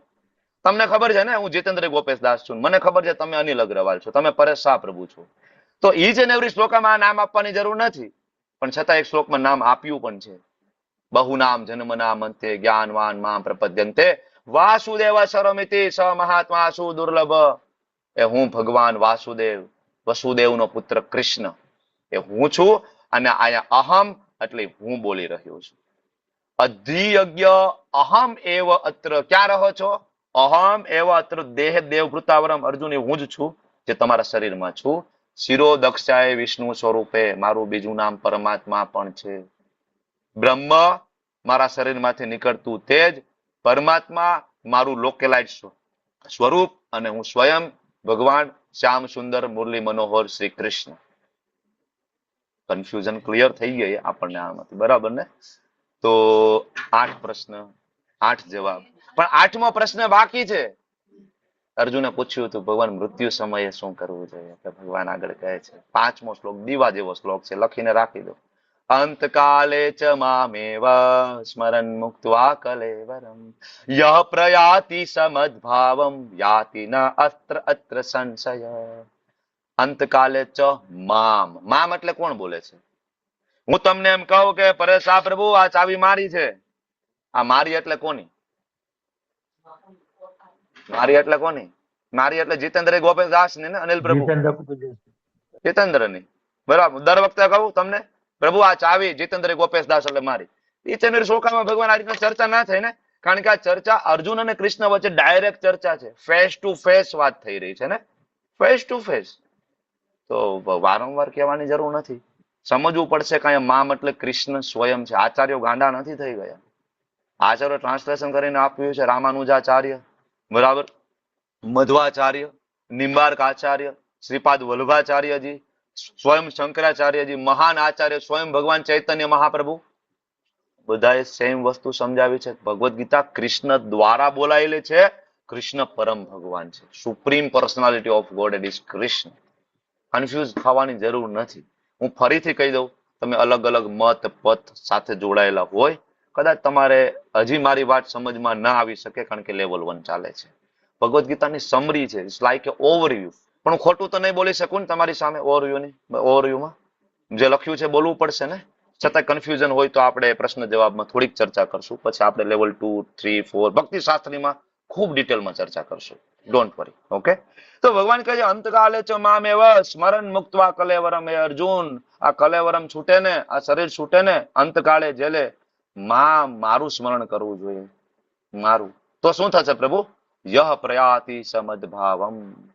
મારા ભાવને તું પામી જશે. મારો ભાવ એટલે ભગવાનનો ભાવ છે સચ્ચિદાનંદ સ્વરૂપ, ઈશ્વર પરમ કૃષ્ણ સચ્ચિદાનંદ વિગ્રહ, સત ચિત આનંદ. આ સંસારની અંદર દરેક વ્યક્તિ આ 3 વસ્તુની પાછળ છે. સત, બધાને સત જોઈએ છે ને. હું કોઈ દી ઘરડો ના થવો જોઈએ, એટલે તો આ પાર્લર વાળાનું હાલે છે, આ બોટોક્સ વાળાનું હાલે છે, પ્લાસ્ટિક સર્જરી વાળાનું હાલે છે. સત, બધાને સત જોઈએ, શાશ્વત. એવું મકાન બનાવું ને પ્રભુજી, એવા સળિયા વાપરું ને 500 વર્ષ સુધી કાંઈ ન થાય. સત. એવી ગાડી લેવી છે ને પ્રભુજી, બરાબર, 25 વર્ષ સુધી કાંઈ ન થાય. સત. પણ થતું નથી. થાય છે. ગમે એવા મેકઅપ ના થથડા મારી દો, સ્નાન કરીને આવો એટલે હતા એ નહીં, પૂરું થઈ જાય તમારું. તમને બતાવી દે તમે સત નથી, અસત જગ્યાએ છો.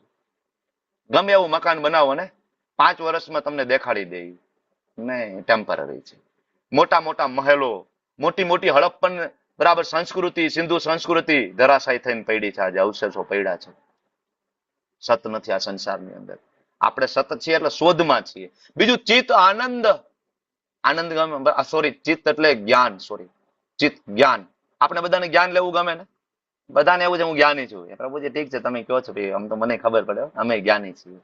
બધાને જ્ઞાની થવું ગમે, અમને બધી ખબર છે. તમે કહો બધાને જ્ઞાની થવું, કારણ કે ઓરિજિનલ સ્વભાવ એ હતો ને આપણો. ભગવાનના ધામમાં આપણે સચ્ચિદ આનંદ હતા, ઓરિજિનલ સ્વભાવ. એટલે હજી લઈને હાલીએ છીએ, પણ ઊંધી દિશામાં હાલીએ છીએ. અને છેલ્લે આનંદ. શેની શોધમાં છીએ? સવારથી લઈને રાત સુધી બધા ક્યાંક આનંદ મળી જાય. આજે એટલા પૈસા કમાઈ લે ને આનંદ મળી જાય. આ રવિવાર આવે ને ફરવા જાય ને આનંદ મળી જાય. એવા રેસ્ટોરન્ટમાં જમવા જાય ને આનંદ આવી જાય. આનંદ મળી ગયો? મળી ગયો આનંદ? નહીં મળે આ સંસારને, કારણ કે આ જગત દુઃખાલયમ છે. લગ્ન કરી લે ને આનંદ મળી ગયો? નહીં મળે, કારણ કે આ જગત દુઃખાલયમ છે. દુઃખાલયમ અશાશ્વતમ. આ જગત ટેગ મારેલું છે. ભગવાન કહે છે મારું સ્મરણ કરો તો તમને ઓરિજિનલ તમારી પ્રકૃતિ સચ્ચિદાનંદ સ્વરૂપ પ્રાપ્ત થશે. અને અર્જુન, આ મારી ગેરંટી છે, સિક્કો મારીને તને હું કહું છું કે જે વ્યક્તિ આ કરી શકશે ને એ ખરેખર મુક્ત થઈ શકશે આ સંસારમાંથી. વિચાર કરો, અત્યારે જ આપણું મૃત્યુ આવવાનું હોય તો શું યાદ આવે? બાળકો યાદ આવે. ઘણા બધા બા, બરાબર, છેલ્લી પથારીએ પડ્યા હોય, મારી દીકરીને બોલાવો. દીકરી નો આવે ત્યાં જીવ નો જાતો હોય, દીકરો નો આવે ત્યાં જીવનું. ખબર છે ને તમને? 3-4 કલાક 5 કલાકનું ડિસ્ટન્સ હોય ને, જ્યાં સુધી ઓલો આવે નહીં કે દીકરી આવે નહીં ને, બરાબર, પછી ત્યાં સુધી એનો જીવ ના જાય. પછી આવીને બા હું આવી ગઈ, મોઢું બતાવે, બા વયા જાય. તમને ખબર છે? બા હું આવી ગઈ, મોઢું બતાવીને બા વયા ગયા. ક્યાં ગયા આવે? આગળના શ્લોકમાં આપણે ભણવાના છીએ. અંતકાલે ચ મામ. કૃષ્ણનું સ્મરણ થવું જોઈએ. તમને મને યાદ કરીને મરશે એ શું એની ગતિ થશે આગળ? ભગવાન કહે છે અંતકાળ. કૃષ્ણ, રામ, નારાયણ, હરિ, વિષ્ણુ, એનું સ્મરણ થવું જોઈએ. ફિનિશ. નહીતર ગયા કામથી. મનુષ્ય શરીર આપણું વેસ્ટ ગયું. ભીષ્મ પિતામહ બાણશયા ઉપર સૂતા છે. બાણશયા ઉપર કૃષ્ણ 5 પાંડવોને લઈને આવે છે. અને ઇવન વેદ વ્યાસજી, નારદજી, ભગવાન પરશુરામ સહિત ભગવાનના બીજા બધા અવતારો ત્યાં હાજર હતા. કૃષ્ણ સ્વયં ઉપસ્થિત હતા. બરાબર. ત્યારે ભીષ્મદેવ, બરાબર, તાલી પાડી, સોરી ભીષ્મદેવ કહે છે કોને, બરાબર, કે ભાઈ બે કામ છે, એક તો મારા માથા નીચે કઈક બરાબર ટેકો કરો, માથું મારું લટકે છે, બરાબર, કઈક ઓશિકા જેવું કરી દો, અને બીજું પાણી પીવું છે, બહુ તરસ લાગી છે. ભીષ્મદેવ કહે છે. દુર્યોધન તાલી મારે છે, સૈનિકો દાદા માટે પાણી લાવો. દાદા સમજી ગયા કે હજી આને બુદ્ધિ ના આવી, બરાબર. પછી અર્જુન સામે જોયું, અર્જુને પોતાનું તીર છોડ્યું અને ત્યાંથી તરત ગંગાજી પ્રગટ કર્યા. ભીષ્મદેવે પાણી પીધું, અર્જુને તીર છોડ્યા, બે તીર આ રીતના થઈ ગયા, એટલે ભીષ્મદેવનું માથું ત્યાં એ રીતના રહી ગયું અને ઓશિકા જેવું થઈ ગયું. હવે ભીષ્મદેવ ત્યાં સુતા સુતા વાત કરે છે શ્રીમદ ભાગવતમની અંદર કે એ યુધિષ્ઠિર મહારાજ, હે અર્જુન, હે પાંડવો, તમને શું લાગે તમારી બાજુમાં આ જે ઉભા છે યશોદાનંદન, તમને શું લાગે તમે બરાબર મામા ફૂઈના ભાઈ છો? અરે એ છેતરે છે, એ પોતે નારાયણ છે, અનંત કોટી બ્રહ્માંડના સ્વામી છે, તમે ભૂલી ગયા છો. એ છેતરે છે તમને, એ પોતે અનંત કોટી બ્રહ્માંડના સ્વામી કૃષ્ણ પૂર્ણ પુરુષોત્તમ ભગવાન છે. ભીષ્મદેવ કે છે, તમે વાંચો, ભીષ્મ સ્તુતિ છે આખી, બરાબર. અને ત્યારે ભીષ્મદેવ કે છે કે કૃષ્ણ, હું તમને પ્રેમ કરું છું વીર રસમાં, વીર રસમાં. એટલા માટે જો ભગવાને વચન લીધું હતું કે યુદ્ધ ભૂમિ ઉપર શસ્ત્ર ઉપાડીશ નહીં, બરાબર. ભીષ્મદેવ કે પ્રભુ, હું તો વીર રસમાં પ્રેમ કરું ને, તમે શસ્ત્ર ના ઉપાડો તો મારે છેલ્લે છેલ્લે તમને જોવા કેવી રીતના વીર રસમાં? ભીષ્મદેવે બરાબર ત્યાં બરાબર ટ્રીક અજમાવી. ભીષ્મદેવ તીર ઉપર તીર છોડે છે, કોના ઉપર? અર્જુન ઉપર. અહીંયા લાગે, અહીંયા લાગે, અહીંયા લાગે, ઇવન 2 4 5 તીર તો ભગવાનને લાગે, હાથમાં બધે લોહી નીકળે છે. ભગવાન ક્રોધિત થઈ જાય, શું વાત કરે, મારા ભક્તને મારે છો, બરાબર. ભગવાન સિંહની જેમ રથ ઉપરથી બરાબર ત્યાંથી ઠેકડો મારે છે, જેવી રીતના સિંહ હાથીની પાછળ પડે એમ અર્જુન દોટ મૂકે, બરાબર, ભગવાનના પગ પકડી લે. ભગવાન બાજુના રથનું પૈડું ઉપાડીને હાથમાં લઈ લે છે. આજ મૂકું નહીં મારા ભક્તને. એકચ્યુઅલી આખો પ્લાન ચાલતો હતો. ભીષ્મદેવના મનમાં શું ચાલે, કૃષ્ણના મનમાં શું ચાલે, બેનો પ્લાન હતો, ભક્ત ને ભગવાનનો. ભીષ્મદેવને વીર રસમાં દર્શન કરાવતા ભગવાન કે ઓકે, મેં વચન લીધું છે ને, શસ્ત્ર નહીં ઉપાડું, તારે જોવો છે ને શસ્ત્રમાં, હું કોઈ વચનથી બદ્ધ થતો નથી. નમામ કર્માણી લિંપંતી ન મે કર્મ ફલે સ્પૃહા. મને કોઈ વચન બાંધી શકતું નથી. મેં ભલે કીધું હું નહીં ઉપાડું, હું તો ઉપાડું, ભગવાન છું, મને કોઈ નિયમો બાંધતા નથી. શસ્ત્ર બરાબર રથનું પૈડું ઉપાડીને જાય છે. ભગવાન બરાબર અર્જુન લેપાઈ જાય છે, બરાબર. ભગવાન તમે વચન લીધું, અર્જુન રહેવા દે. ભગવાન દોટ મૂકે છે, ધૂળની ડમરી વચ્ચે ભગવાનના ઘૂઘરાળા વાળ, એમાં ગોલ્ડન જાય પડી રહી છે. ભગવાનના કપાળ ઉપરથી પ્રસ્થવેદ બિંદુ, બરાબર. ભગવાન એને ઉતરીય વસ્ત્ર ભૂલી જાય છે. અને એ સમયે ભીષ્મદેવ શું કરે છે?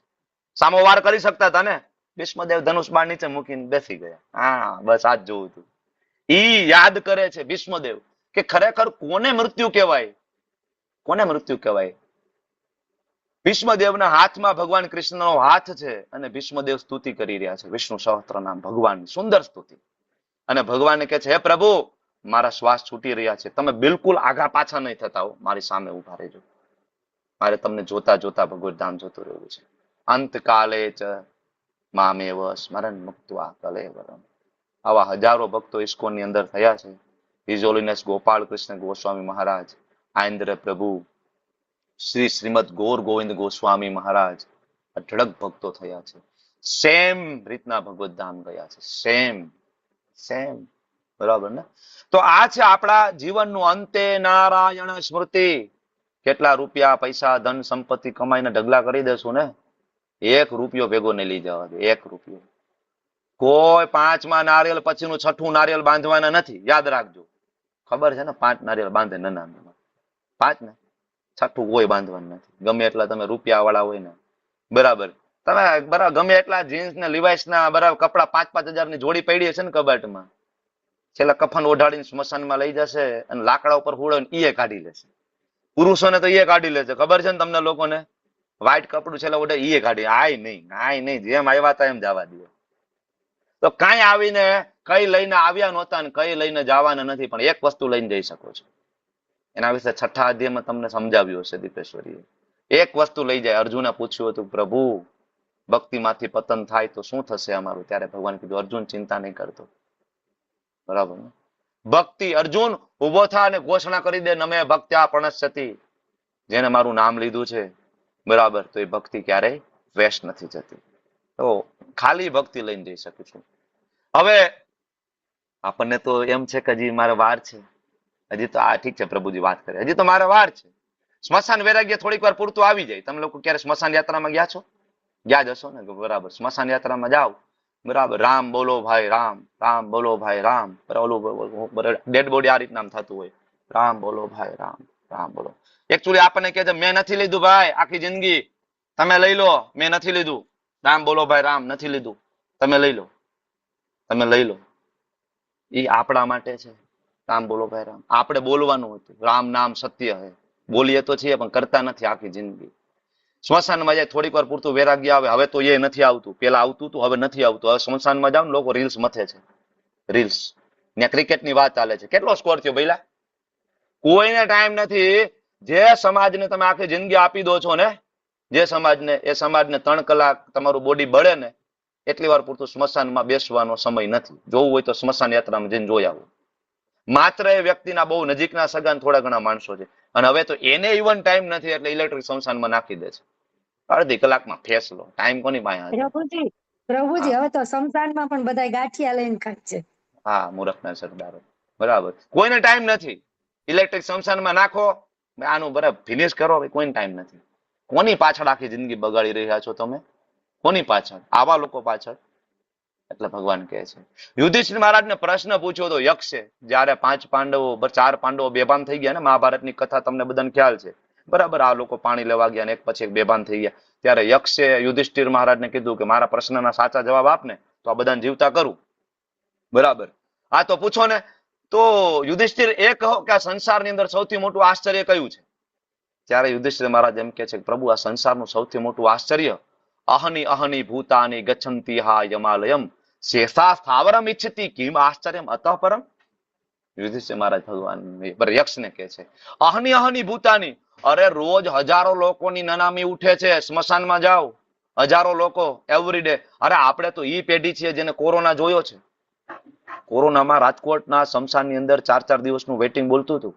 કોરોનામાં 4 દિવસ વેટિંગ, લોકો ડેડ બોડી લઈને વેટિંગમાં ઉભા હતા. આપણે એ દિવસો જોયા છે, આપણે ભૂલી ગયા છીએ અત્યારે એ દિવસોને. યુધિષ્ઠિર મહારાજ કહે છે હજારો લોકો રોજ મૃત્યુ પામી રહ્યા છે every day, but ફુલિશ living being, મૂર્ખ માણસ એવું વિચારે છે કે મારે હજી વાર છે, મારે હજી વાર છે. આનાથી મોટું આશ્ચર્ય શું હોય? મારી પાસે હજી સમય છે. કોણે કીધું? જયારે ઘરમાં એક બાળક ભગવદ ગીતા લઈને વાંચવાની શરૂઆત કરે છે, સૌથી પહેલો વિરોધ એના પિતાજી, એના માતા પિતા કરશે. હજી ક્યાં તારી ઉંમર છે ભક્તિ કરવાની? અરે હજી કમાઈ લે, હજી થોડો ભોગ કરી લે, મજા કરી લે, પછી ભક્તિ કરજે. 65 વર્ષ પછી તમને ખબર છે ને 65 વર્ષ થશે, ગેરંટી છે. શાસ્ત્ર ત્યાં સુધી કહે છે કે ત્યાં સુધી તમારે માતા પિતા ના બનવું જોઈએ, ગુરુ ના બનવું જોઈએ, પતિ ના બનવું જોઈએ, જ્યાં સુધી તમે તમારા ડિપેન્ડન્ટને વૈષ્ણવ બનાવીને ભગવત ધામ ના પહોંચાડી દો. તમારે માતા પિતા બનવાનો અધિકાર નથી. એ જીવ તમારે ત્યાં એટલા માટે આવ્યો હતો કે જીવને મુક્ત થવું છે. જન્મ મૃત્યુ જરા વ્યાધિ દુઃખ દોષાનું દર્શનમ, again and again, again and again. આ વખતે તમે તમારા દીકરાના, તમારા બાળકોના માતા પિતા છો, તમે એનું ધ્યાન રાખો છો. તમે એના માટે બેંક બેલેન્સ મૂક્યું છે, મકાન બનાવ્યું છે, ગાડી એના માટે મૂકતા જ છો. પણ એ દીકરો ભક્ત નહીં બને અને એ દીકરો મૃત્યુ પામશે, પછી એ દીકરો નીચલી યોનિમાં જશે, 14મો અધ્યાયમાં આવશે, ત્યારે તમે એની સાથે નહીં હોય. કોણ ધ્યાન રાખશે? કૂતરાની યોનિમાં તમારો દીકરો કૂતરો બનીને બેઠો છે, ગલુડિયું બનીને બેઠો છે, કોઈ ધ્યાન નહીં રાખે એનું. રોડ ઉપર જાય છે, ટ્રક વાળો કચડીને ચાલ્યો ગયો, એની ડેડ બોડી ઉપાડવા માટે કોઈ આવવાનું નથી. એ તમારો દીકરો છે, કેમ ભૂલી ગયા? કેમ તમે શરીરને માનો છો કે એ મારો દીકરો છે? એ શરીર તમારો દીકરો નથી, એ આત્મા તમારે ત્યાં આવ્યું છે અને એને ઉદ્ધાર માટે આવી હતી. તમે શું કર્યું? દીકરા હજી વાર છે, મોજ કરી લે. ડુબાડી દીધો બિચારાને. પાછો જન્મ મૃત્યુ જરા વ્યાધિમાં ફરીથી again and again, again and again. એટલે તો શંકરાચાર્યજી પોતે કહે છે પુનરપી જનનમ પુનરપી મરણમ પુનરપી, ફરીથી બરાબર જઠરે શયનમ, again and again, again and again. કેટલી વાર કરશો? શંકરાચાર્યજી પોતે કહે છે. બરાબર, તો વિચારવું જોઈએ ને. કૃષ્ણ સિવાય કાંઈ પણ યાદ કરશું ને, ધ્યાન ફિનિશ્ડ. કાંઈ પણ. એટલે 6 શ્લોક 8.6, યમ યમ વાપી સ્મરણ ભાવમ, યમ યમ, જે ભાવ સ્મરણ કરશો, યાદ કરશો, ત્યજંતે કલેવરમ, શરીર છોડશો ત્યારે, તમ તમે વેતી કોંતેય, હે કોંતેય, એ જ પ્રમાણે સદા તદ્ભાવ ભાવિત, આગળની ગતિ થઈ જશે. જેવું યાદ કરશો ને આગળની ગતિ થઈ જશે. શાસ્ત્રમાં એના ઉદાહરણ છે.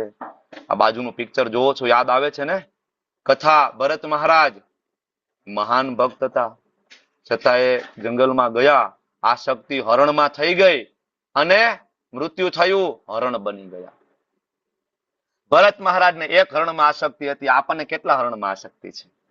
દીકરામાં આસક્તિ, દીકરીમાં આસક્તિ, મમ્મી પપ્પામાં આસક્તિ, જાતિમાં આસક્તિ, દેશમાં આસક્તિ, કેટલા બધા હરણ પાણીને બેઠા છીએ આપણે બધા. શું થશે મૃત્યુ થઈએ? વેરી ડિફિકલ્ટ ને. અધ્યાય બહુ ડીપ છે એકચ્યુઅલી, સમજવો થોડો અઘરો પડી જાય. અંદરથી હલબલાવી દે ખરો આપણને આ અધ્યાય, જો બરાબર સમજવા જઈએ તો હલબલાવી દે. તો શું કરીએ છીએ આપણે અહીંયા? We are wasting our time here. Waste કરીએ છીએ આપણો ટાઈમ. આપણે આના માટે અહીં નથી આવ્યા.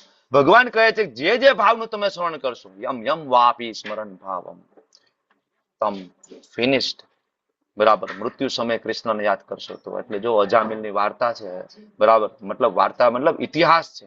અજામિલ નામનો એક બ્રાહ્મણ છે, શાસ્ત્રની અંદર તમે અજામિલનું આખ્યાન તમે સાંભળ્યું હશે બધાએ, આઈ હોપ. બરાબર, બ્રાહ્મણ પુત્ર હતો, મહાન ભક્ત હતો, 25 વર્ષ સુધી ખૂબ ભક્તિ કરી. ત્રિકાળ સંધ્યા, ગાયત્રી પઠન પાઠન, યજન યાજન, બધું બધું કર્યું, એવરી ડે વિધાઉટ ફેલ. એક દિવસ ગયો બરાબર જંગલમાં, ભગવાન માટે હાર બનાવવા માટે ફૂલ જોઈતા હતા. ફૂલ લેવા ગયો ને તો એક શુદ્ર પુરુષ, એક વેશ્યા સ્ત્રી, બરાબર નિર્લજ સ્વરૂપે હસી રહ્યા હતા અને પોતાના ક્રિયાકલાપમાં વ્યસ્ત હતા. બ્રાહ્મણે જોયું અને તરત એને ત્યાંથી આંખ ફેરવી લીધી. આવું વસ્તુ જોઈશું ફસાઈ જઈશું. કારણ કે જે જોઈશું એના વિચાર આવશે. યાદ કરો, બીજો અધ્યાયમાં ભણાવ્યું હતું, વિચાર જેવા આવશે એવા તમારા કર્મ આગળ થઈ જશે. ધીમે ધીમે એ કરવાનું મન થઈ જશે. કર્મ, એવું કર્મ કરશો તમારી હેબિટ બની જશે.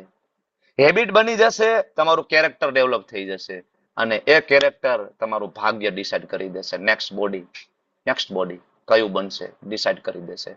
એટલે અહીંયા અજામિલના પ્રસંગની અંદર અજામિલ જયારે આ બેનને જોવે છે, બરાબર આંખ ફેરવી દે છે, પણ પૂર્વજન્મના અમુક કર્મ અને અમુક સંસ્કારોના કારણે એમ થાય છે જોવામાં શું વાંધો, ફરીથી જોવા જાય છે. જેવો એ બંનેને જોવે છે ને, આ સ્ત્રી એને બહુ જ ગમી જાય છે, વેશ્યા.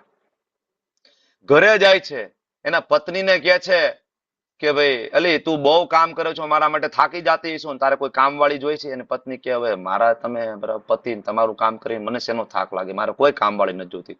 નાના એ કેવું તારા માટે કામવાળી લઈ આવીશ. પરાયણે ઓલી વેશ્યાના ઘરે જાય છે કે ભાઈ આવ મારી ઘરે આવ.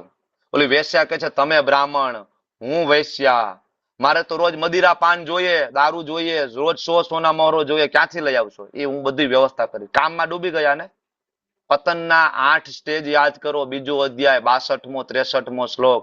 જાયતો વિષ્યાન પુંસ સંગસ્તે શુભ જાયતે સંગાત સંજાયતે કામો કામાત ક્રોધો વિજાયતે ક્રોધાત ભવતી સમોહા સમોહાત સ્મૃતિ વિભ્રમ શ્રુતિ ભ્રંશાત બુદ્ધિનાશો બુદ્ધિનાશાત પ્રણશ્યતિ. ફિનિશ્ડ.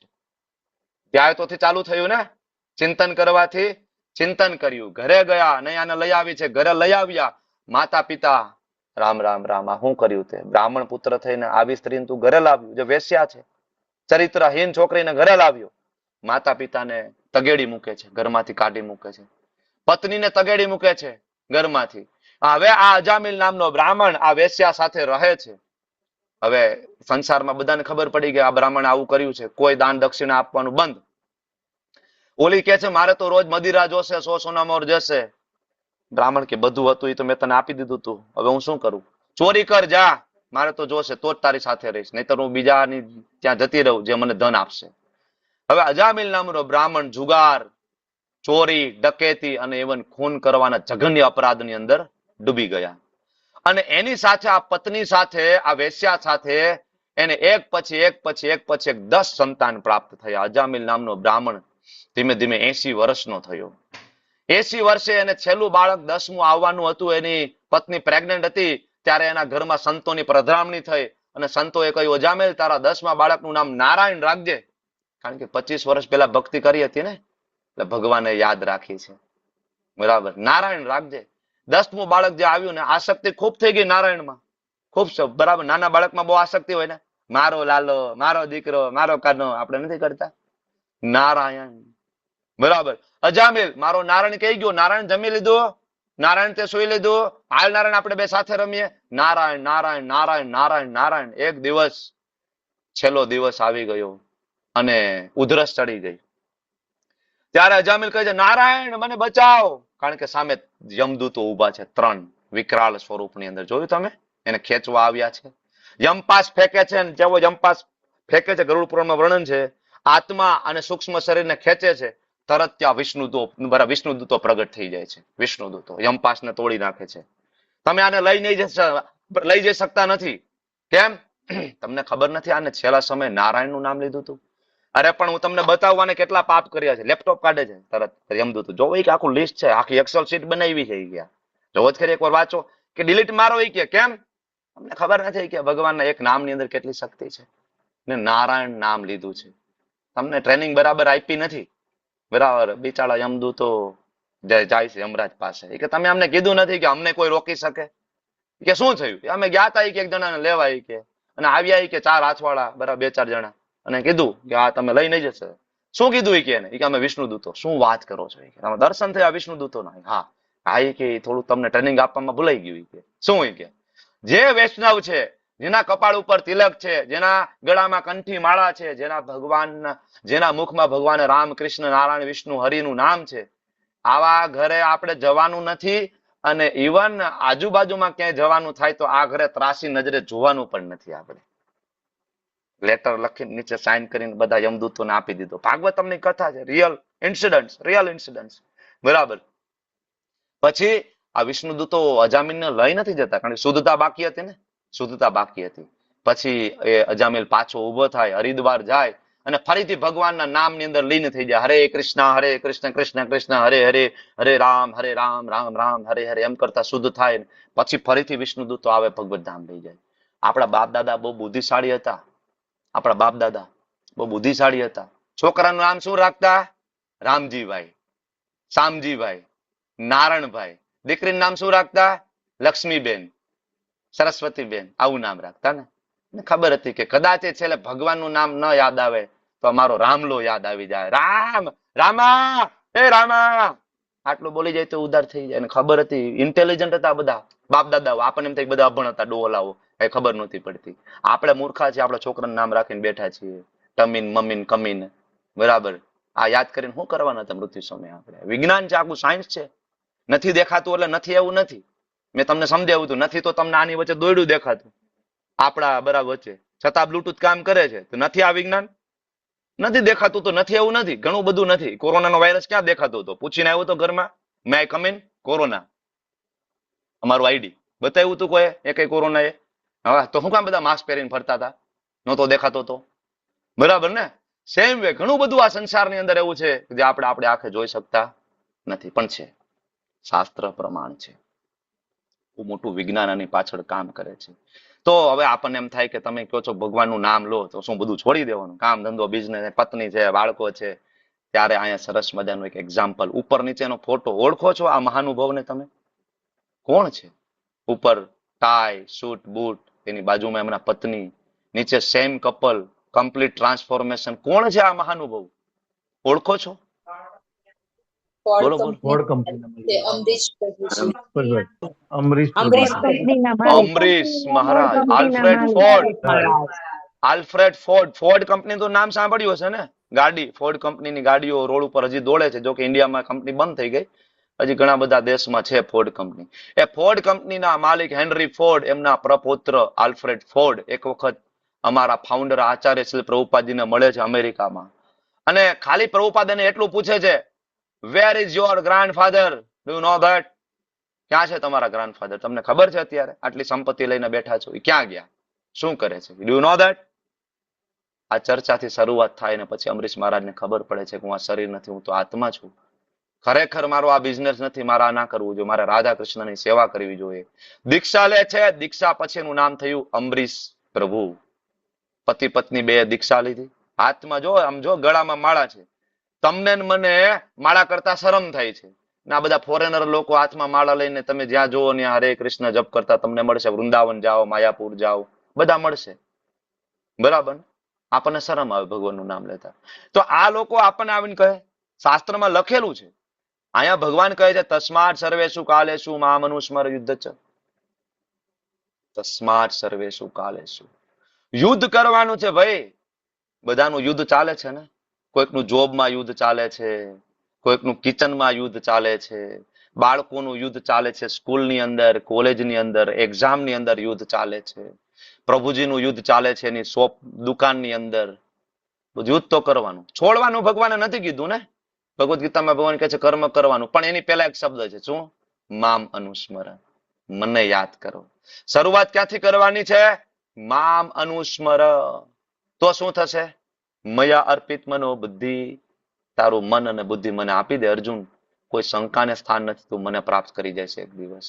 એટલે આપણે ત્રીજા અધ્યાયથી સમજતા આવ્યા છીએ કે જે કઈ કાર્ય કરીએ એ કાર્યના સેન્ટરમાં કોણ હોવું જોઈએ? કૃષ્ણ, ભગવાન હોવા જોઈએ. ભગવાન એના સિવાયનું બધું કાર્ય વેસ્ટ ઓફ ટાઈમ. તમે કાર્ય તમારું જો, આપણે જોબ બિઝનેસ છોડવાના નથી, પણ એને ડિઝાઇન એ રીતના કરો કે શાસ્ત્ર પ્રમાણે થાય. ધીમે ધીમે એ ભગવાન એની અંદર ઇન્વોલ્વ થાય ધીમે ધીમે. તો એ કામ કરતા કરતા નરસિંહ મહેતાએ નહોતું છોડ્યું કામ. ગોરા કુંભાર ગોરા ઘડતા ઘડતા ભગવત ધામ ગયા છે, એને કઈ મૂકી નહોતું દીધું. બરાબર ને? પરીક્ષિત મહારાજ રાજન હતા, યુધિષ્ઠિર મહારાજ રાજા હતા, પ્રહલાદ મહારાજ રાજા હતા, અમરીશ મહારાજ રાજા હતા. એ કોઈ સંન્યાસ નથી લઈ લીધો, જરૂરી નથી. તમે બધું કામ. એટલે આ શ્લોક ગૃહસ્થો માટે બહુ મહત્વનો છે, આપણા બધા માટે. તસ્માત સર્વેષુ કાલેષુ મામ અનુસ્મર. યુદ્ધ છે, યુદ્ધ કરો, પણ મને યાદ કરો. શરૂઆત કરો, સવારે આવો મંગલા આરતીમાં. બરાબર, રોજ ઇસ્કોન મેંગલુરુની ઓનલાઈન મંગલા આરતી થાય છે. બરાબર, લિંકમાં રોજ સવારે કેટલા બધા ભક્તો આવે, વિડીયો ચાલુ કરે, ભગવાન રાધા ગોવિંદના દર્શન કરે. 4:30 વાગ્યામાં ભગવાનના દર્શન ખુલી જાય. પછી બધા ભક્તો સાથે મળીને ભગવાનના નામનો જપનું મંત્ર મેડિટેશન કરતા હોય છે. બરાબર, હરે કૃષ્ણ કૃષ્ણ કૃષ્ણ હરે હરે, હરે રામ રામ રામ હરે હરે ભક્તો કરતા હોય. તમે લોકો ટ્રાય કરો, 1 માળા 2 માળા 3 માળા 4 માળા. કરવું તો પડશે ને. આ જન્મમાં નહીં કરો તો નેક્સ્ટ જન્મમાં. છુટકારો છે ને, એના વગર લિબરેશન શક્ય નથી. કળિયુગમાં સૌથી સસ્તો ઈલાજ છે. સતયુગમાં ધ્યાન, ત્રેતામાં યજ્ઞ, દ્વાપરમાં પરિચર્યા રે બધ કલો તદ હરિ કીર્તનાથ. કળિયુગમાં બહુ ડિસ્કાઉન્ટેડ છે. આ સમય ડિસ્કાઉન્ટ વાળો સમય ચાલે છે. લાભ લઈ લેજો આનો. તાત્કાલિક નહીં થાય. એટલે ભગવાન આગળ કહે છે અભ્યાસ યોગ યુક્તે ન ચેતસા ન અન્ય ગામીના. અભ્યાસ કરીશ ને અર્જુન, તો પછી ચેતના અન્ય ગામીના નહીં થાય. રોજ કરવું પડશે, એક દિવસમાં થોડી થવાનું છે. રોજ કરવું પડશે. અભ્યાસ યોગ યુક્તેન પરમમ પુરુષમ દિવ્યમ યાતિ પાર્થાનું ચિંતન. અર્જુન, મારું સ્મરણ કરો, હું જ પૂર્ણ પુરુષોત્તમ પરમેશ્વર છું. એના રૂપે મારું ધ્યાન કરો, નિશ્ચિત મને પામશો, નિશ્ચિત મને પામશો. ભગવાનનું સ્મરણ કેવી રીતના થાય? કવિમ, ભગવાન ખૂબ જ્ઞાની છે. કવિમ, બધું ખબર છે, ભૂત ભવિષ્ય વર્તમાન. પુરાણમ, ભગવાન કોઈ દી બુઢા થતા નથી. પુરાણમ અનુશાસિતારમ, ભગવાન સુપ્રીમ કંટ્રોલર છે. ગુરુત્વાકર્ષણ થી લઈને બધા જ લો કોણ મેનેજ કરે છે? ભગવાન. બરાબર, આગળ ભણશો હજી આપણે 15મા અધ્યાયમાં આવશે. બરાબર, અણુ અણ્યાસમ, નાનામાં નાના અણુમાં પાર્ટિકલમાં ભગવાન પ્રવેશ કરે છે. શિરોદક્ષ વિષ્ણુ સ્વરૂપે નાનામાં નાના સૂક્ષ્મથી સૂક્ષ્મ વાયરસ બેક્ટેરિયામાં પ્રવેશ કરે છે. અનુસ્મરે ત, કલ્પનાથી પરે. ધાતારમ, ધારણ કરે આપણને બધાને. અચિંત્ય, આપણી કલ્પનાથી બહાર. બરાબર, આદિત્ય વર્ણમ, સૂર્ય સમાન છે. તમસા, આપણા અંધકારને દૂર કરે છે. સૂર્ય સમાન છે. તો ભગવાન આ રીતના યાદ કરવાનું. ભગવાનના ગુણો અહીંયા આપ્યા છે. બરાબર, હવે આ બધી વાત થઈ ત્યારે ભગવાન કહે છે હું કોના માટે સુલભ છું? જલ્દી કોને મળી જાવ? ઇઝીલી કોને મળું?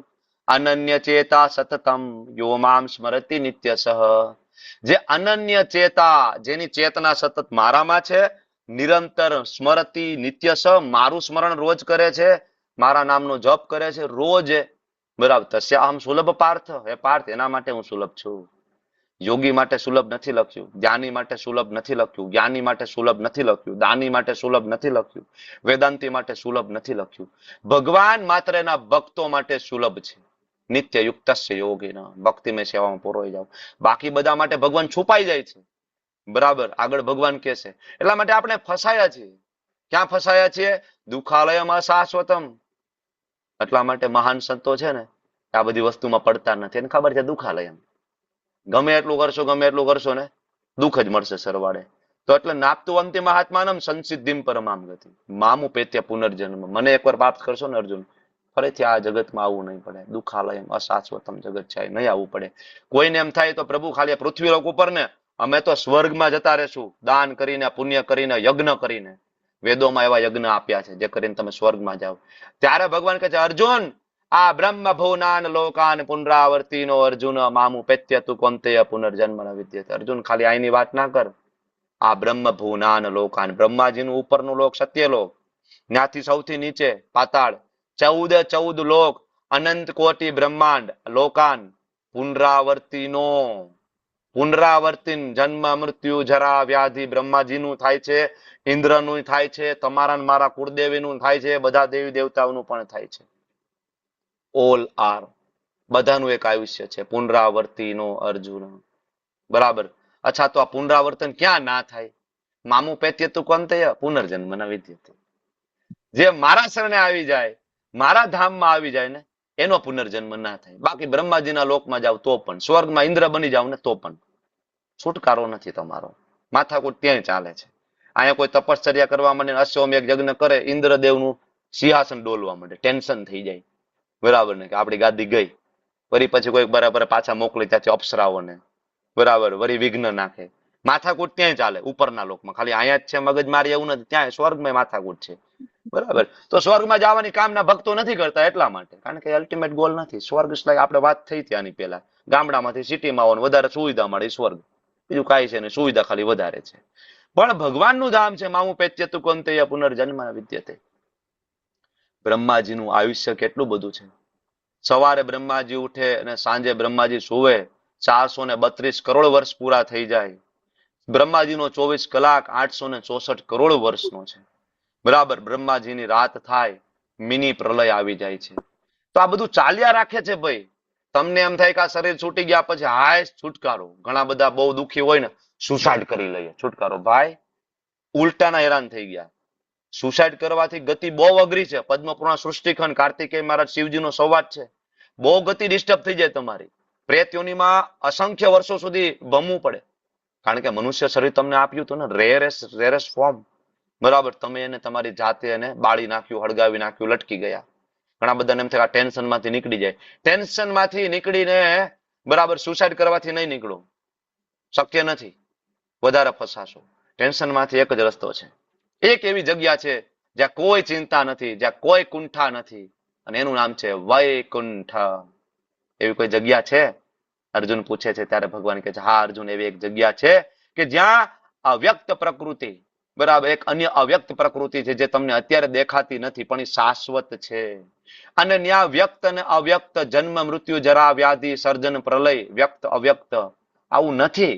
અને અર્જુન સર્વોપરી છે, એનો ક્યારેય નાશ નથી થતો. એ જગ્યા કઈ છે પ્રભુ? ત્યારે ભગવાન કહે છે અર્જુન, ઘણા બધા એને અવિનાશી, ઘણા બધા એને અક્ષર કહે છે. અને અર્જુન એ પરમામ ગતિ જેને કહેવામાં આવે છે, યમ પ્રાપ્ય ન નિવર્તન્તે અર્જુન તદ્ધામમ પરમમ મમ. ધામ મારું છે. કોનું ધામ છે? મમ એટલે કોણ બોલે છે? કૃષ્ણ. એ ધામ કૃષ્ણનું છે. એ ધામ બરાબર હરિનું, વિષ્ણુનું ધામ છે. એટલે કોઈ આપણને આડા ફાટે ચડાવે તો આ શ્લોક દીવા જેવા શ્લોક ભગવદ્ ગીતામાં આપ્યા છે કે માત્ર ને માત્ર ભગવત ધામ વૈકુંઠ જય અને તમે પાછા નથી આવતા. ઇવન બ્રહ્મ જ્યોતિની ઉપાસના કરનારા લોકો ત્યાંથી ફરીથી રિટર્ન આવે છે. બ્રહ્મમાંથી પાછું પતન થાય. શાસ્ત્ર ભાગવતમ કહે છે પાછા પડો, કારણ કે તે ટેસ્ટ નથી. ખાલી બ્રહ્મમાં એક જ ગુણ છે સત, પરમાત્મામાં સત અને ચિત્ત, અને ભગવાનમાં સચ્ચિત આનંદ ત્રણેય. એટલા માટે ગોલોકમાં ગયા પછી પતન નથી થતું. બરાબર. તો આ જગ્યા છે એ ભગવાનનું ધામ છે, ત્યાં જવું જોઈએ. એટલા માટે આપણે ગોલોક ચાર્ટ ભણ્યા હતા ને યાદ આવ્યો કે નહીં? 5મો અધ્યાય તમને યાદ આવ્યો ને? ગોલોક ચાર્ટ એટલા માટે ભણાવ્યો હતો. ગોલોકા, બરાબર, ગોલોકા વૈકુંઠ અને આ ભૌતિક જગત, 14 લોક, બ્રહ્માજીનું લોક આપણું. તો ભૌતિક વિશ્વ અને ભગવાનનું ધામ એમાં ફેર છે. આપણે આ જગ્યાએ હતા, ભગવાન સાથે આપણે હતા, ઈર્ષા કરીને આપણે પાછા આવીએ છીએ. એટલે જ રાજા કુલશેખર કહે છે કે પ્રભુ મારા શ્વાસ બરાબર ચાલે છે, બધું અત્યારે બરાબર છે ને, અત્યારે તમે મને લઈ લો ને તમારા શરણમાં. મૃત્યુ સમય મારું ગળું કપથી ભરાઈ ગયું હશે, નાકમાં નળી હશે, મોઢામાં નળી હશે, હું કેમ તમને યાદ કરીશ? તમને યાદ નહીં કરું તો મારો તો જન્મ વેસ્ટ જશે ને પ્રભુ, અત્યારે જ લઈ લો. પ્રાર્થના કરે છે રાજા કુલશેખર. આખી શ્રીલ પ્રભુપાદજીની બુક છે એના ઉપર. બરાબર. તો તમને એવું લાગે છે કે દુખાલયમ છે? પેલા તો તમને એવું લાગવું જોઈએ કે અહીંયા ટેન્શન છે ભાઈ. પહેલા દિવસે આપણે ચર્ચા કરી હતી, તમને એવું લાગે કે આ જગતમાં હેરાનગતિ છે, તો જ તમે ભગવદ્ ગીતા સમજવા માટેના યોગ્ય કેન્ડિડેટ છો. તમને એવું લાગે કે મજા છે તો કરી લો, ટ્રાય કરી જો, મળવાનું તો નથી, ટ્રાય કરી લો. બરાબર ને?